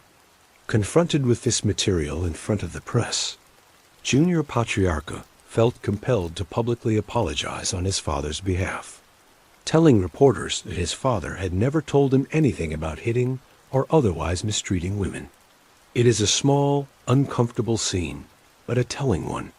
Here was the new boss of one of America's most significant organized crime families, forced into a public reckoning, not with his own criminal conduct, but with decades-old recordings of his deceased father's casual cruelty, a sign of just how thoroughly the federal government's surveillance apparatus, built up across the 1960s and 1970s, specifically to bring down Raymond S.R., continued to haunt the organization's image and operations long after his death. Junior Patriarca's 6 years as boss, from 1984 until his eventual stepping down in 1991, would be remembered by almost every historian of this period, not for any expansion of the family's power, but for the opposite, a slow, then sudden, then catastrophic unraveling. The internal discipline that his father had maintained for 3 decades through fear, respect, and an unmatched personal track record began to dissolve.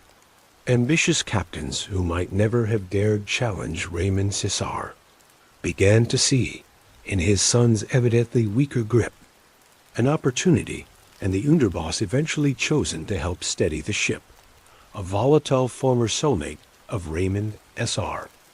named William "Billy the Wild Man" Grasso, would, within just a few years, become the first body to fall in a civil war that would tear the organization apart from the inside. That war, and the violence it unleashed across Massachusetts, Rhode Island, and Connecticut throughout the late 1980s and into the 1990s, is where our story now turns. What happens to a criminal organization when the fear that once held it together quietly begins to evaporate? In the case of the Patriarca family during the late 1980s, the answer was blood. First one man's, then dozens more, spilled across 3 states in a war that the family's nominal boss seemed powerless to stop. William Grasso, known within the underworld as Billy the Wild Man, was born on January 6, 1927, and raised in New Haven, Connecticut. His criminal career began in the early 1950s, with his first arrest for petty assault, recorded in 1951. By the late 1960s, Grasso was running dice games in street loans in New Haven under a Colombo crime family capo named Ralph "Whitey" Tropiano, work that led to his 1968 conviction on extortion and conspiracy charges and a 10-year prison sentence, of which he ultimately served roughly 5 years.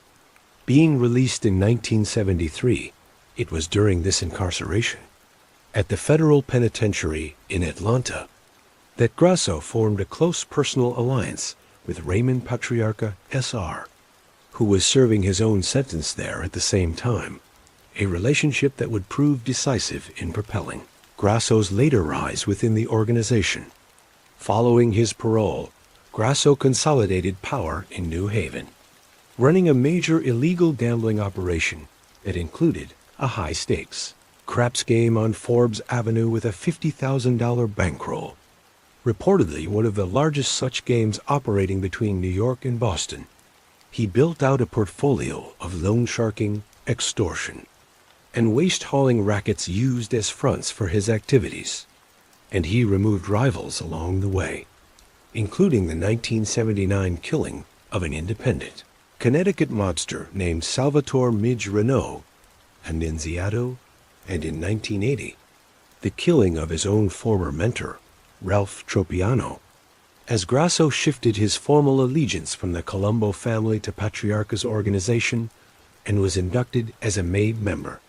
By the early 1980s, Grasso had risen to underboss of the entire Patriarca family, a position that, following Raymond S.R.'s death in 1984, made him, in the eyes of many law enforcement officials, the organization's real working leader, regardless of what title Junior Patriarca technically held.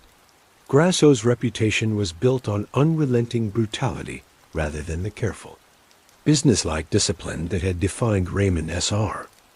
Decades in charge, he was, by virtually every account from this period, a man whose greed and overreach generated resentment even among his own organization's members, resentment that became impossible to ignore once Grasso began encroaching on established rackets, including vending machine territories that other Patriarca family members in Massachusetts and Connecticut considered their own.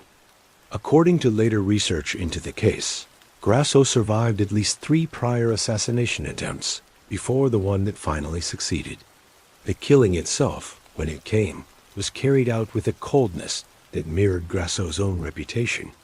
He was lured under the pretext of attending an underworld meeting in Worcester, Massachusetts, ostensibly to discuss vending machine territory in Springfield with a Genovese family capo named Carlo Mastrodoraro. He was picked up in a van, driven by an associate named Louis Pugliano. As the vehicle traveled along Interstate 91 in Connecticut, a man named Gaetano Gino Milano, seated directly behind Grasso, fired a single .32 caliber bullet into the back of his neck at the base of his skull. The killers then dumped Grasso's body along the west bank of the Connecticut River in Wethersfield, Connecticut, where it was discovered on June 16, 1989. According to multiple historical accounts, the underlying cause of Grasso's murder was a deep, Accumulated resentment among Patriarca family members in both Connecticut and Massachusetts. Resentment of his greed, his ruthlessness, and his territorial overreach. Conditions that had simply become intolerable to enough of his own organization's members that they were willing to act against their own underboss. It marked, according to crime historians who have studied New England's organized crime history in detail, the opening killing in what would become a 5-year mob war spreading across Massachusetts and Connecticut. The violence did not pause for even a single day. Just 5 hours after Grasso's body was discovered, gunmen shot and seriously wounded Francis Cadillac Frank Salem outside a restaurant in Saugus, Massachusetts, a near-simultaneous attack that made unmistakably clear this was not an isolated grievance, but an organized, coordinated power struggle. Salem, a close associate of Junior Patriarca, who had been released from prison in 1988 and had risen quickly through the family's ranks afterward, survived the attempt on his life and would go on, in the years ahead, to play an even larger role in the family's story within days. An informant inside the organization, a soldier named Angelo Sonny Mercurio, told corrupt FBI agent John Zip Connolly that a so-called renegade faction, led by East Boston capo Robert Bobby Carrozza, his stepbrother and consigliere Joseph J.R. Russo, and a capo named Vincent Vinny the Animal Ferrara, had planned and executed both the killing of Grasso and the attempt on Salem. This renegade faction sought to seize control of the family's lucrative gambling, extortion, and drug-adjacent rackets across the greater Boston area, challenging the legitimacy of Junior Patriarca's leadership and the authority of the men, like Grasso, who had been propping it up. It is worth pausing again on the corrupted nature of federal law enforcement's role in this period, because it recurs with almost eerie consistency throughout this entire history. Much of the legal chaos and informant-driven intelligence surrounding the Patriarca family's late 1980s civil war ran directly through the relationship between James Whitey, Bulger's Winter Hill Gang, and Agent Connolly, who, in exchange for incriminating information about the Patriarca organization, provided Bulger and his associates with protection from prosecution for their own, frequently far more violent, criminal activities. The FBI's organized crime strategy in Boston during these decades was, time and again, built on a foundation of compromised relationships, informants who were themselves active, dangerous criminals, protected by agents willing to look the other way in pursuit of cases against the Italian-American Mafia specifically. Junior Patriarca, watching his organization tear itself apart from within, found himself in an almost impossible position. According to accounts from this period, he was eventually forced to resign his post under direct threats of assassination, even as he simultaneously attempted, in late 1989, to broker a fragile peace between the warring factions. It was this attempted reconciliation that produced one of the single most consequential pieces of evidence in the entire history of American organized crime prosecution. On October 29, 1989, mobsters from across New England, Connecticut, Rhode Island, and Massachusetts gathered at a modest residential home at 34 Guild Street in Medford, Massachusetts, for a secret and deeply traditional ritual, the formal induction of 4 new soldiers into the family. The men being inducted that day were Robert Bobby DeLuca, Carmen Tortora, Vincent Federico, and Richard Floramo. The house itself belonged, in a sense, to no one connected with the ceremony directly. It was the home of Vincent Federico's sister, which Federico had, according to court documents, borrowed without her full knowledge. Federico himself had obtained a weekend prison furlough to attend, citing family business on his application, a phrase that, in retrospect, carries a particularly dark double meaning. What none of the 20 or so men gathered in that house knew was that the FBI, posing as utility workers, had run a wire from the house the night before, out to another home further up the same street, using a so-called roving bug warrant obtained from United States District Court Judge David S. Nelson, a warrant that allowed prosecutors to record specified mafia suspects wherever they happened to be, rather than being limited to a single fixed location. Federal agents spent 6 hours capturing every word spoken inside that house. Among those present, at least one man was already a federal informant, Angelo Sonny Mercurio, the same soldier who had earlier tipped off the FBI regarding the Grasso murder, was present at the ceremony and had, according to court documents and later testimony, also helped tip the Bureau off to the ceremony itself, alongside other informants including Stephen, the rifleman Flemmy, the longtime associate of Whitey Bulger. The ceremony that followed has been described by historians as the first, and to this day, the only recording of its kind ever captured by American law enforcement. Undisputed audio proof, played later in open court, that La Cosa Nostra existed exactly as informants and prosecutors had long claimed it did. Junior Patriarca opened the proceedings with words that, knowing what had come before, sound almost plaintive. We're all here to bring in some new members into our family, and, more than that, to start maybe a new beginning.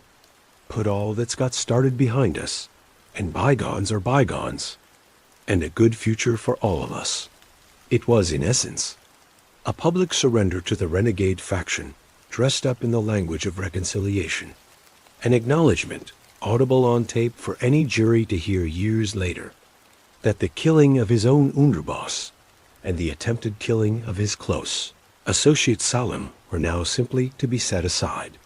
The 4 initiates pricked their trigger fingers, allowed blood to mix symbolically with the ceremony's godfathers, and burned pictures of a saint while pledging their loyalty to the organization, a ritual passed down, according to consigliere Joseph J. R. Russo's own remarks captured on the recording, across what he described as 7 generations of Sicilian-rooted tradition, with branches extending to New York, Boston, Providence, Hartford, Chicago, and other American cities.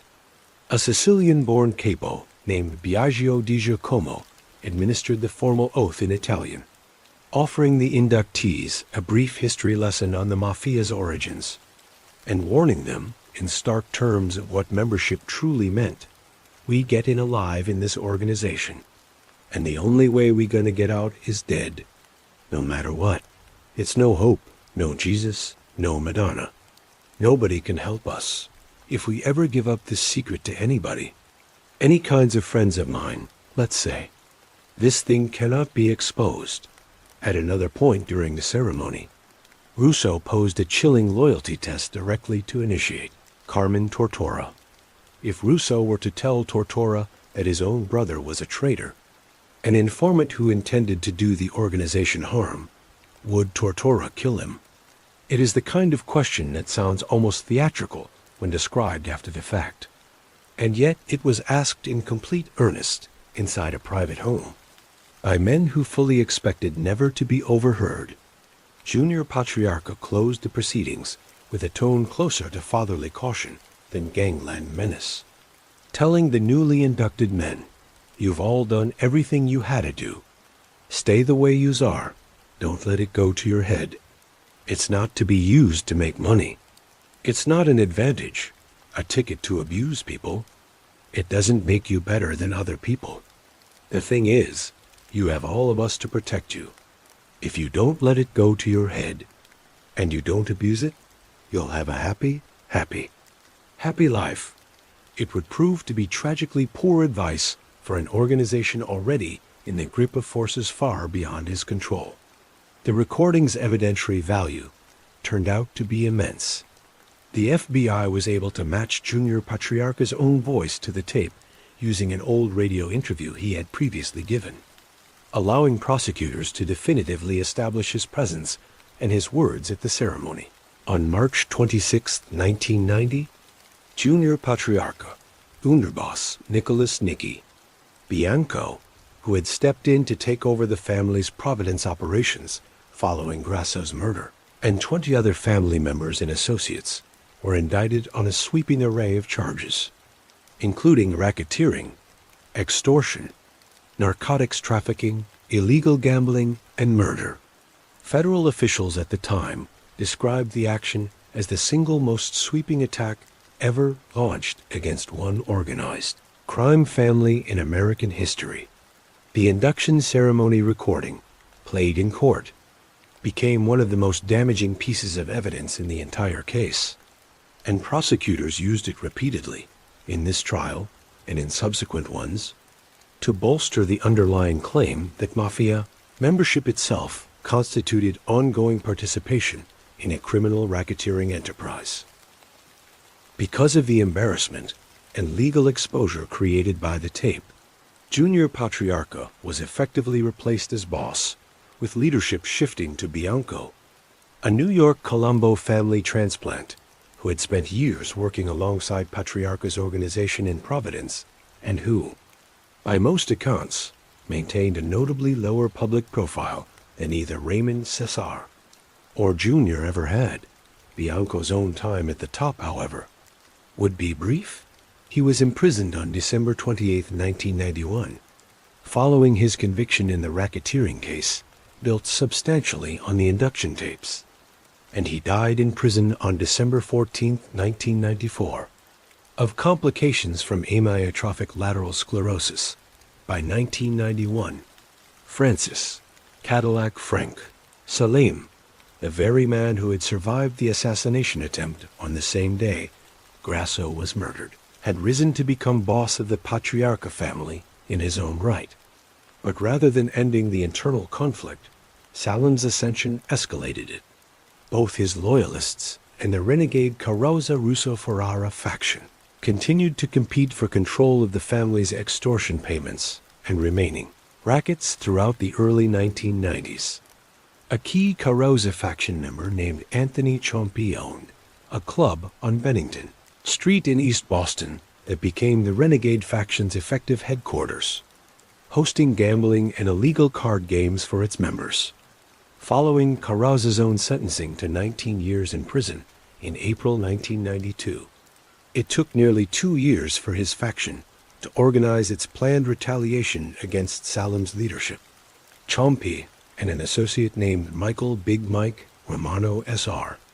reportedly visited Carrozza multiple times in his Pennsylvania prison to seek his blessing for continuing the war, a detail that speaks volumes about how deeply institutional, how thoroughly procedural, even an internal mafia civil war could become. As one assistant United States attorney involved in prosecuting these cases later put it, you could not credibly take on a made mafia member without having a made member of your own backing your effort. Carrozza's blessing supplied that legitimacy. After Salim's top enforcer, Richard Richie the Hatchet Devlin, began attempting to extort tribute from Ciampi and Romano in October 1993, the rebellion finally turned violent again. On March 31, 1994, Ciampi opened fire on Devlin and another Salim enforcer, Richard Richie Nine Lives Gillis, outside the Breeds Hill Social Club. Devlin was killed despite wearing a bulletproof vest. Gillis survived after being shot 3 times. Ciampi was eventually indicted, alongside 14 others, on federal murder and attempted murder charges in April 1997. And in November 1999, he pleaded guilty to killing Devlin, wounding Gillis, and participating in several other attempted murders connected to the long-running feud, receiving an 18-year prison sentence. He was released from prison in 2013. By the time this entire cycle of violence finally burned itself out in the mid-1990s, the Patriarca family had lost something far more valuable than any single member, however senior. It had lost the aura of internal discipline and unquestioned authority that Raymond Czar had spent 30 years constructing, where his organization had once operated like a single, coordinated institution. It now resembled something closer to two rival armies that happened to share a name, a history, and an increasingly thin claim to the same criminal territory. And waiting just beyond this internal carnage, federal prosecutors, armed now with the induction ceremony tapes, with the testimony of informants like Mercurio, and with decades of accumulated wiretap experience, stretching all the way back to the Atwell's Avenue office, were preparing the final, most comprehensive legal assault the family would ever face. What does it look like when the full weight of federal law finally catches up with an organization that spent half a century evading it? Slowly at first, and then almost all at once. The legal tool that made the final dismantling of the Patriarca family possible was the Racketeer-Influenced and Corrupt Organizations Act, commonly known by its acronym RICO, signed into federal law in 1970.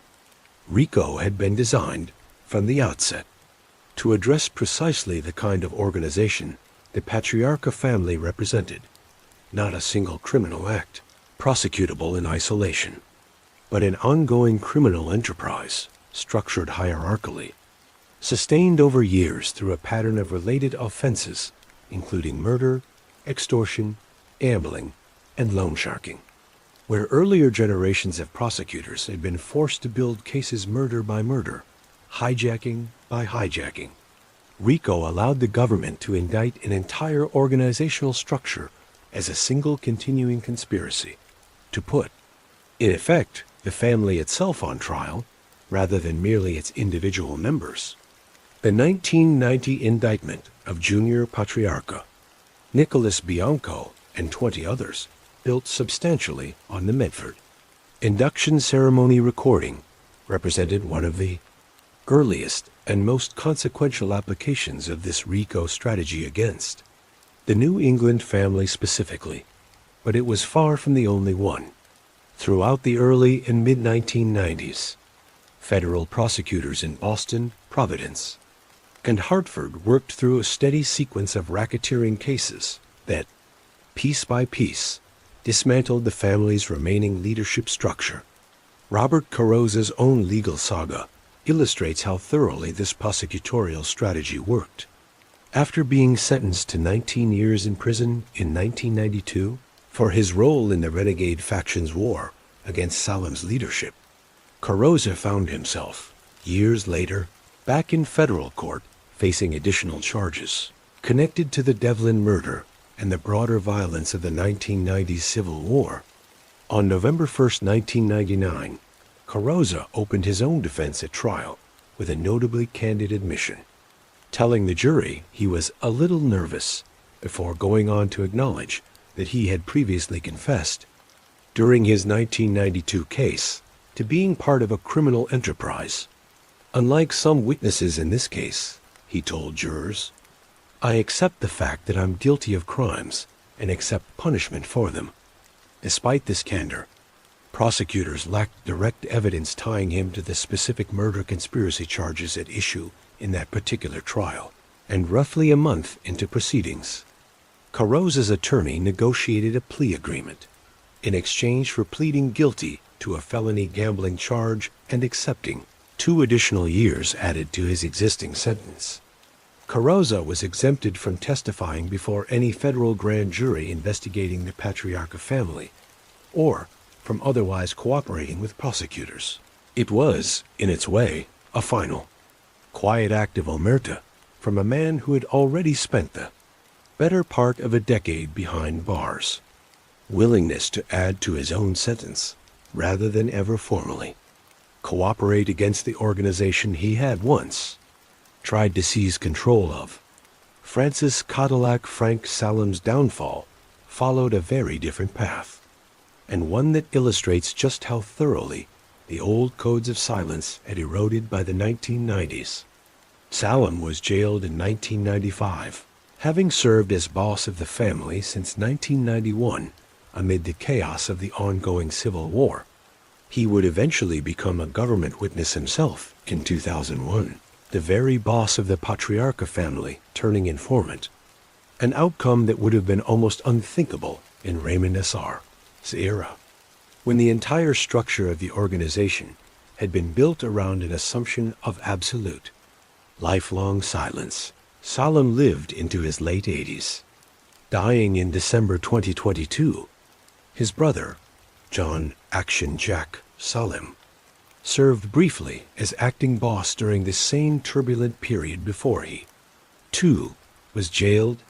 Joseph J. R. Russo, the consigliere whose voice had been captured administering loyalty tests at the 1989 induction ceremony, and who had also been one of the two gunmen who killed Joseph Barboza back in 1976, was convicted under RICO and died of natural causes in 1998 while incarcerated in Springfield, Missouri. By the mid-1990s, leadership of the family eventually settled on Luigi Baby Shax Minocchio, who took over in 1996 and, notably, returned the family's center of leadership back to Providence after years during which Boston-based figures had dominated the organization's top ranks. Minocchio's tenure marked a kind of return to the older, more cautious style of leadership that had characterized Raymond S.R. Decades in charge, a deliberate effort, by most accounts, to keep the organization's remaining members out of the kind of catastrophic legal exposure that had defined the 1980s and early 1990s. It worked, after a fashion, for a time, but the organization Minocchio inherited was a shadow of what Raymond Cesar had built. By 2012, researchers and law enforcement officials estimated that the Patriarca family's membership had fallen to approximately 30 made men, a staggering decline from a peak that, at the height of Raymond Isar's power, had reportedly exceeded 100 made members across the family's full territory. Minocchio's own legal troubles eventually caught up with him as well. He stepped down amid a federal investigation into allegations that he had been extorting protection payments from strip clubs in Providence, a relatively pedestrian racket, by the standards of the family's earlier history, but one that nonetheless drew exactly the kind of federal scrutiny the organization could least afford by this point. Minocchio lived to 97 years old, dying in Bristol, Rhode Island, on December 8, 2024, one of the very last living links to the family's mid-century peak, and a man whose death, by the time it occurred, drew relatively modest attention compared to the headline-grabbing arrests and trials of his own era decades earlier. It is worth taking stock, at this point in the story, of just how comprehensively the federal government's decades-long campaign against the Patriarca family had succeeded by the dawn of the new millennium. Raymond S.R. was gone. Angiulo had served decades and been paroled into quiet retirement. Tamaleo had died in prison, wrongfully convicted. Grasso had been murdered by his own organization. Bianco had died in prison. Russo had died in prison. Carrazza had spent the better part of 2 decades incarcerated. Salem had become exactly the kind of cooperating witness the organization's entire code of silence had been built to prevent. Where Raymond Sar had once commanded an empire stretching from Worcester to Hartford, governed by an unwritten code so absolute that even congressional investigators struggled for years to crack it, his successors had presided over a collapse driven by the very thing his decades of careful discipline had been designed to prevent: betrayal, informants, and internal violence occurring not at the hands of rival organizations, but at the hands of the family's own members, turning on one another in a war that no single boss, after Raymond Sar, ever proved capable of fully controlling. A former federal prosecutor, reflecting years later on the cumulative effect of this era, offered perhaps the most clear-eyed summary available. There was not, in his assessment, much of anything left of the Patriarca family, because its leadership had been thoroughly destroyed, and no one within the remaining ranks possessed the strength to step into the resulting void. That assessment, delivered with the benefit of hindsight, brings us to the final, quieter chapter of this long history, the story of an organization that did not vanish entirely, but that gradually, undramatically, faded into something closer to memory than menace. What does a mafia family look like once the fear is gone, once the headlines have moved on, once the federal agents assigned to watch it have largely turned their attention elsewhere? In New England, by the early 21st century, the answer had become almost gentle in its diminishment, a slow fade rather than a final collapse, carried forward by a handful of aging men whose names meant little to anyone outside a small circle of law enforcement officials and crime historians. Following Luigi Manocchio's departure from leadership amid the strip club extortion investigation, command of the family passed through a sequence of figures whose tenures, compared to Raymond's 30-year reign, now measured in years rather than decades. Alexander Sonny Boy Rizzo led the organization from roughly 1996 to 2004. Before being imprisoned between 1995 and 1998 on related charges. He died on January 20th, 2005.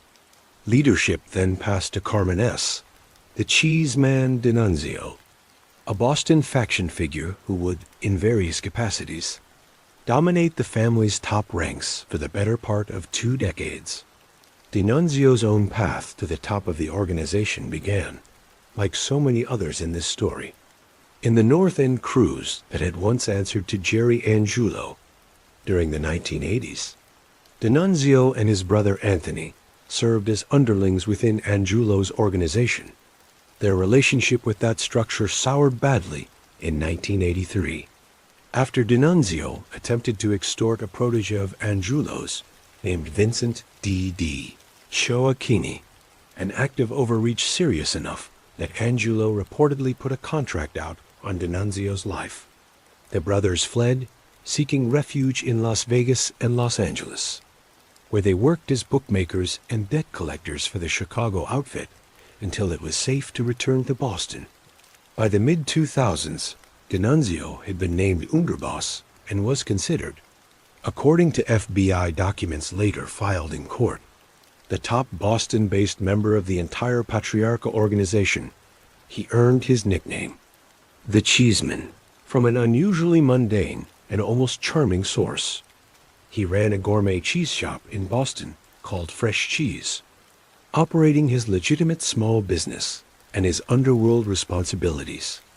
By most accounts, in parallel, in December 2006, D'Annunzio was arrested on public corruption charges connected to what became known as the Big Dig bribery case, a scandal tied to Boston's enormous, scandal-plagued Central Artery Highway Tunnel project.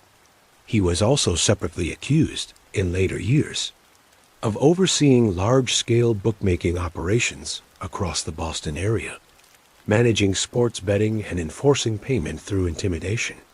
He was sentenced to 6 years in federal prison under a combined plea arrangement and was released in 2015, after which he stepped back into family leadership roles, eventually being widely described in news coverage as the organization's reputed boss by the mid-2010s, though tellingly, even contemporary sources differed on his exact title, some calling him Underboss, others Godfather, others simply Boss, a small but telling sign of just how blurred and uncertain the organization's formal hierarchy had become by this point in its history. The broader picture of the family during these years, painted consistently by multiple law enforcement officials who spoke to journalists, was one of unmistakable institutional decay.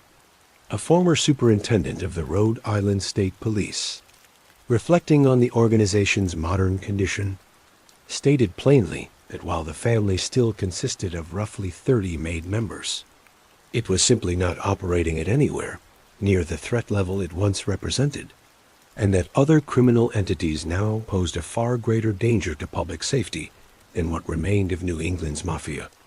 A former Massachusetts State Police detective lieutenant went further, describing the family as little more than a shell of its former self, its membership consisting mostly of figurehead figures and aspiring wannabes rather than the disciplined, business-minded captains and soldiers who had once run gambling and loan sharking, operations worth untold millions of dollars across 5 states.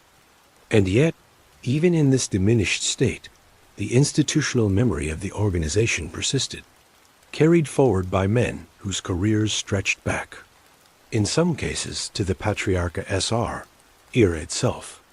Edward Eddie Lotto served as underboss out of Providence for several years during the family's modern period, before dying of natural causes on August 23, 2024, at the age of 77, after surviving a heart attack and undergoing treatment for cancer.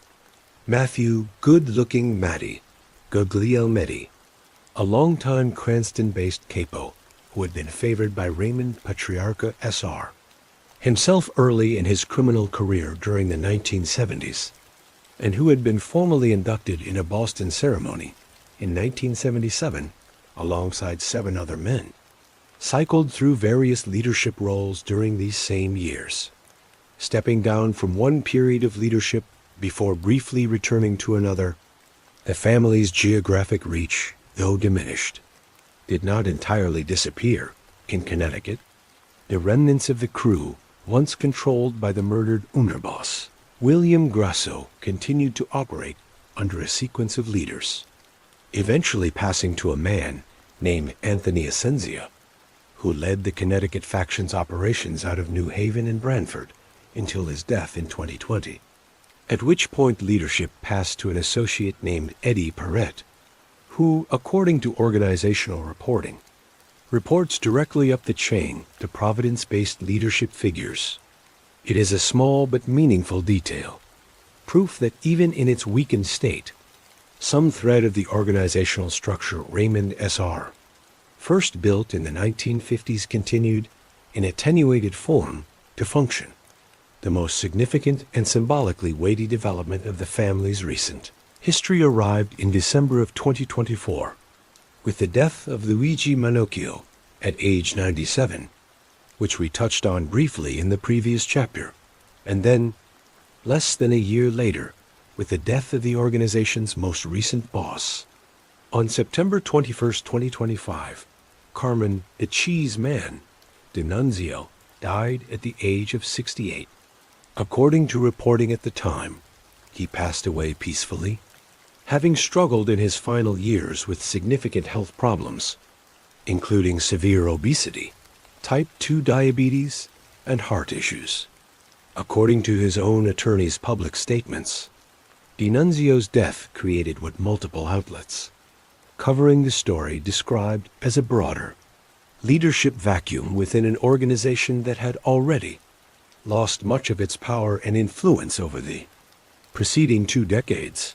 It is a striking detail, and one worth sitting with for a moment, that the FBI's Boston field office had, just months before D'Annunzio's death, quietly disbanded its dedicated organized crime squad altogether, reassigning the agents who had once focused specifically on the Patriarca family and its associates to other investigative priorities.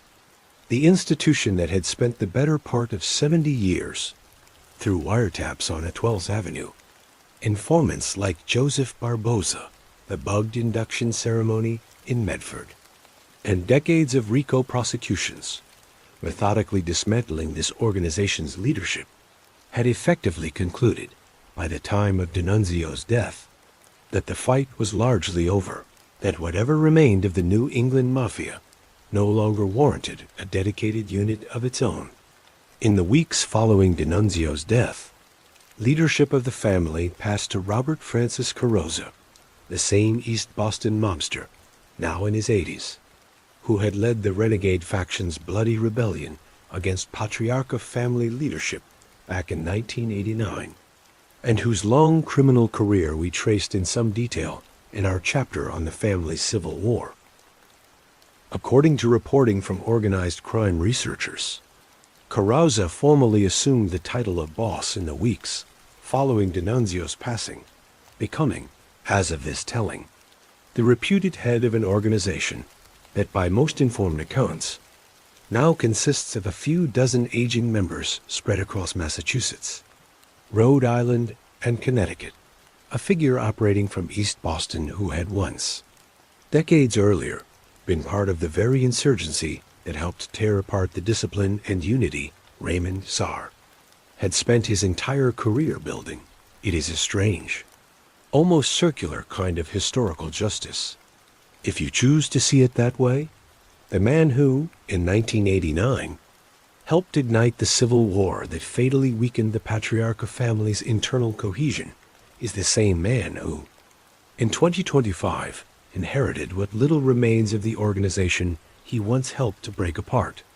Joseph Joe Ruggiero S.R., a longtime capo who had operated for years out of Fall River, Massachusetts, and who had served as a close associate and driver for both former bosses Salam and Menocchio, took up the role of underboss beneath Carrozza, working alongside Biagio, Benny the Greaser, Di Giacomo, the same Sicilian-born capo, whose voice had been captured on the 1989 induction tapes, administering the Mafia oath in Italian to 4 new initiates inside a borrowed house in Medford, decades earlier, in a recording neither he nor anyone else in that room ever imagined the public would someday be able to listen to online. And so, as of this telling, the organization that Raymond Patriarca built on Atwells Avenue in the 1950s that survived Senate hearings, federal wiretaps, the testimony of its own hitman, the wrongful imprisonment and death of its own underboss, a civil war that claimed more than a dozen lives, and decades of relentless RICO prosecution, persists, in some attenuated form, into the present day. It is led by men now well into their 70s and 80s, operating in a world where federal law enforcement has largely moved its attention elsewhere, where Federal Hills pinball machines and vending operations have long since given way to upscale restaurants and tourist foot traffic, and where the very phrase New England Mafia carries, for most people who encounter it now, the flavor of history rather than the texture of present danger. What remains, in other words, is not an empire. It is an inheritance, quieter, smaller, and far less feared than the one Raymond Patriarca first assembled from a wood-framed storefront on a Providence side street more than 70 years ago. There is a particular kind of silence that settles over a place once its history has moved past it. And if you walk down Atwells Avenue in Providence today, you can feel exactly that kind of silence. Even amid the noise of restaurants and tourists and traffic, the painted pine cone arch still stands at the entrance to Federal Hill, a landmark now photographed mostly by visitors looking for a good Italian dinner rather than by FBI surveillance teams looking for a glimpse of the city's most powerful man. The building that once housed the National Cigarette Service Company and Coin-O-Matic distributors is gone, or transformed, or simply unremarkable now to anyone who does not already know its history. The street itself remembers nothing. It is only people, and the records people leave behind, who remember anything at all. It is worth asking, as we come to the end of this long story, what exactly the century-long arc of the Patriarca Crime Family actually tells us, not as a piece of entertainment, not as a collection of dramatic murders and courtroom confrontations, but as a genuine historical phenomenon, one small but illustrative thread in the much larger story of organized crime in 20th century America. The first thing this history makes clear, if you sit with it carefully, is how much the rise of an organization like this one depended on conditions that no longer exist in quite the same form.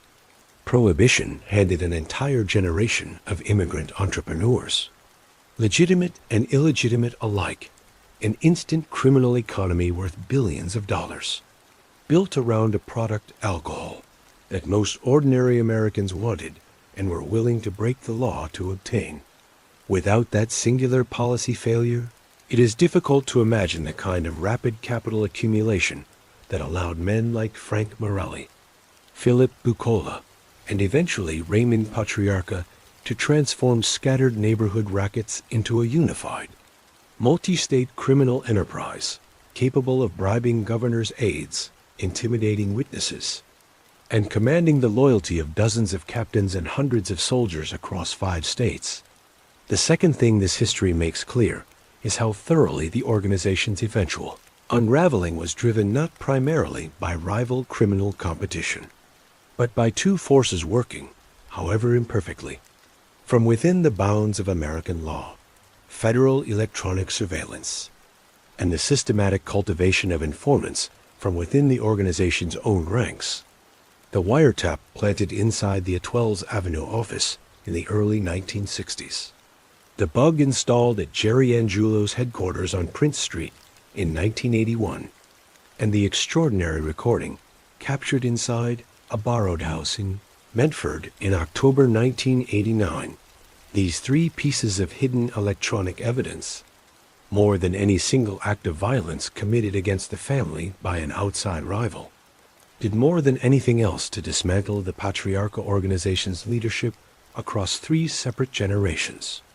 Add to that the parade of men willing to testify against their former associates: Joseph Barboza, John Red Kelly, Angelo Sonny Mercurio, and eventually Francis Solon himself.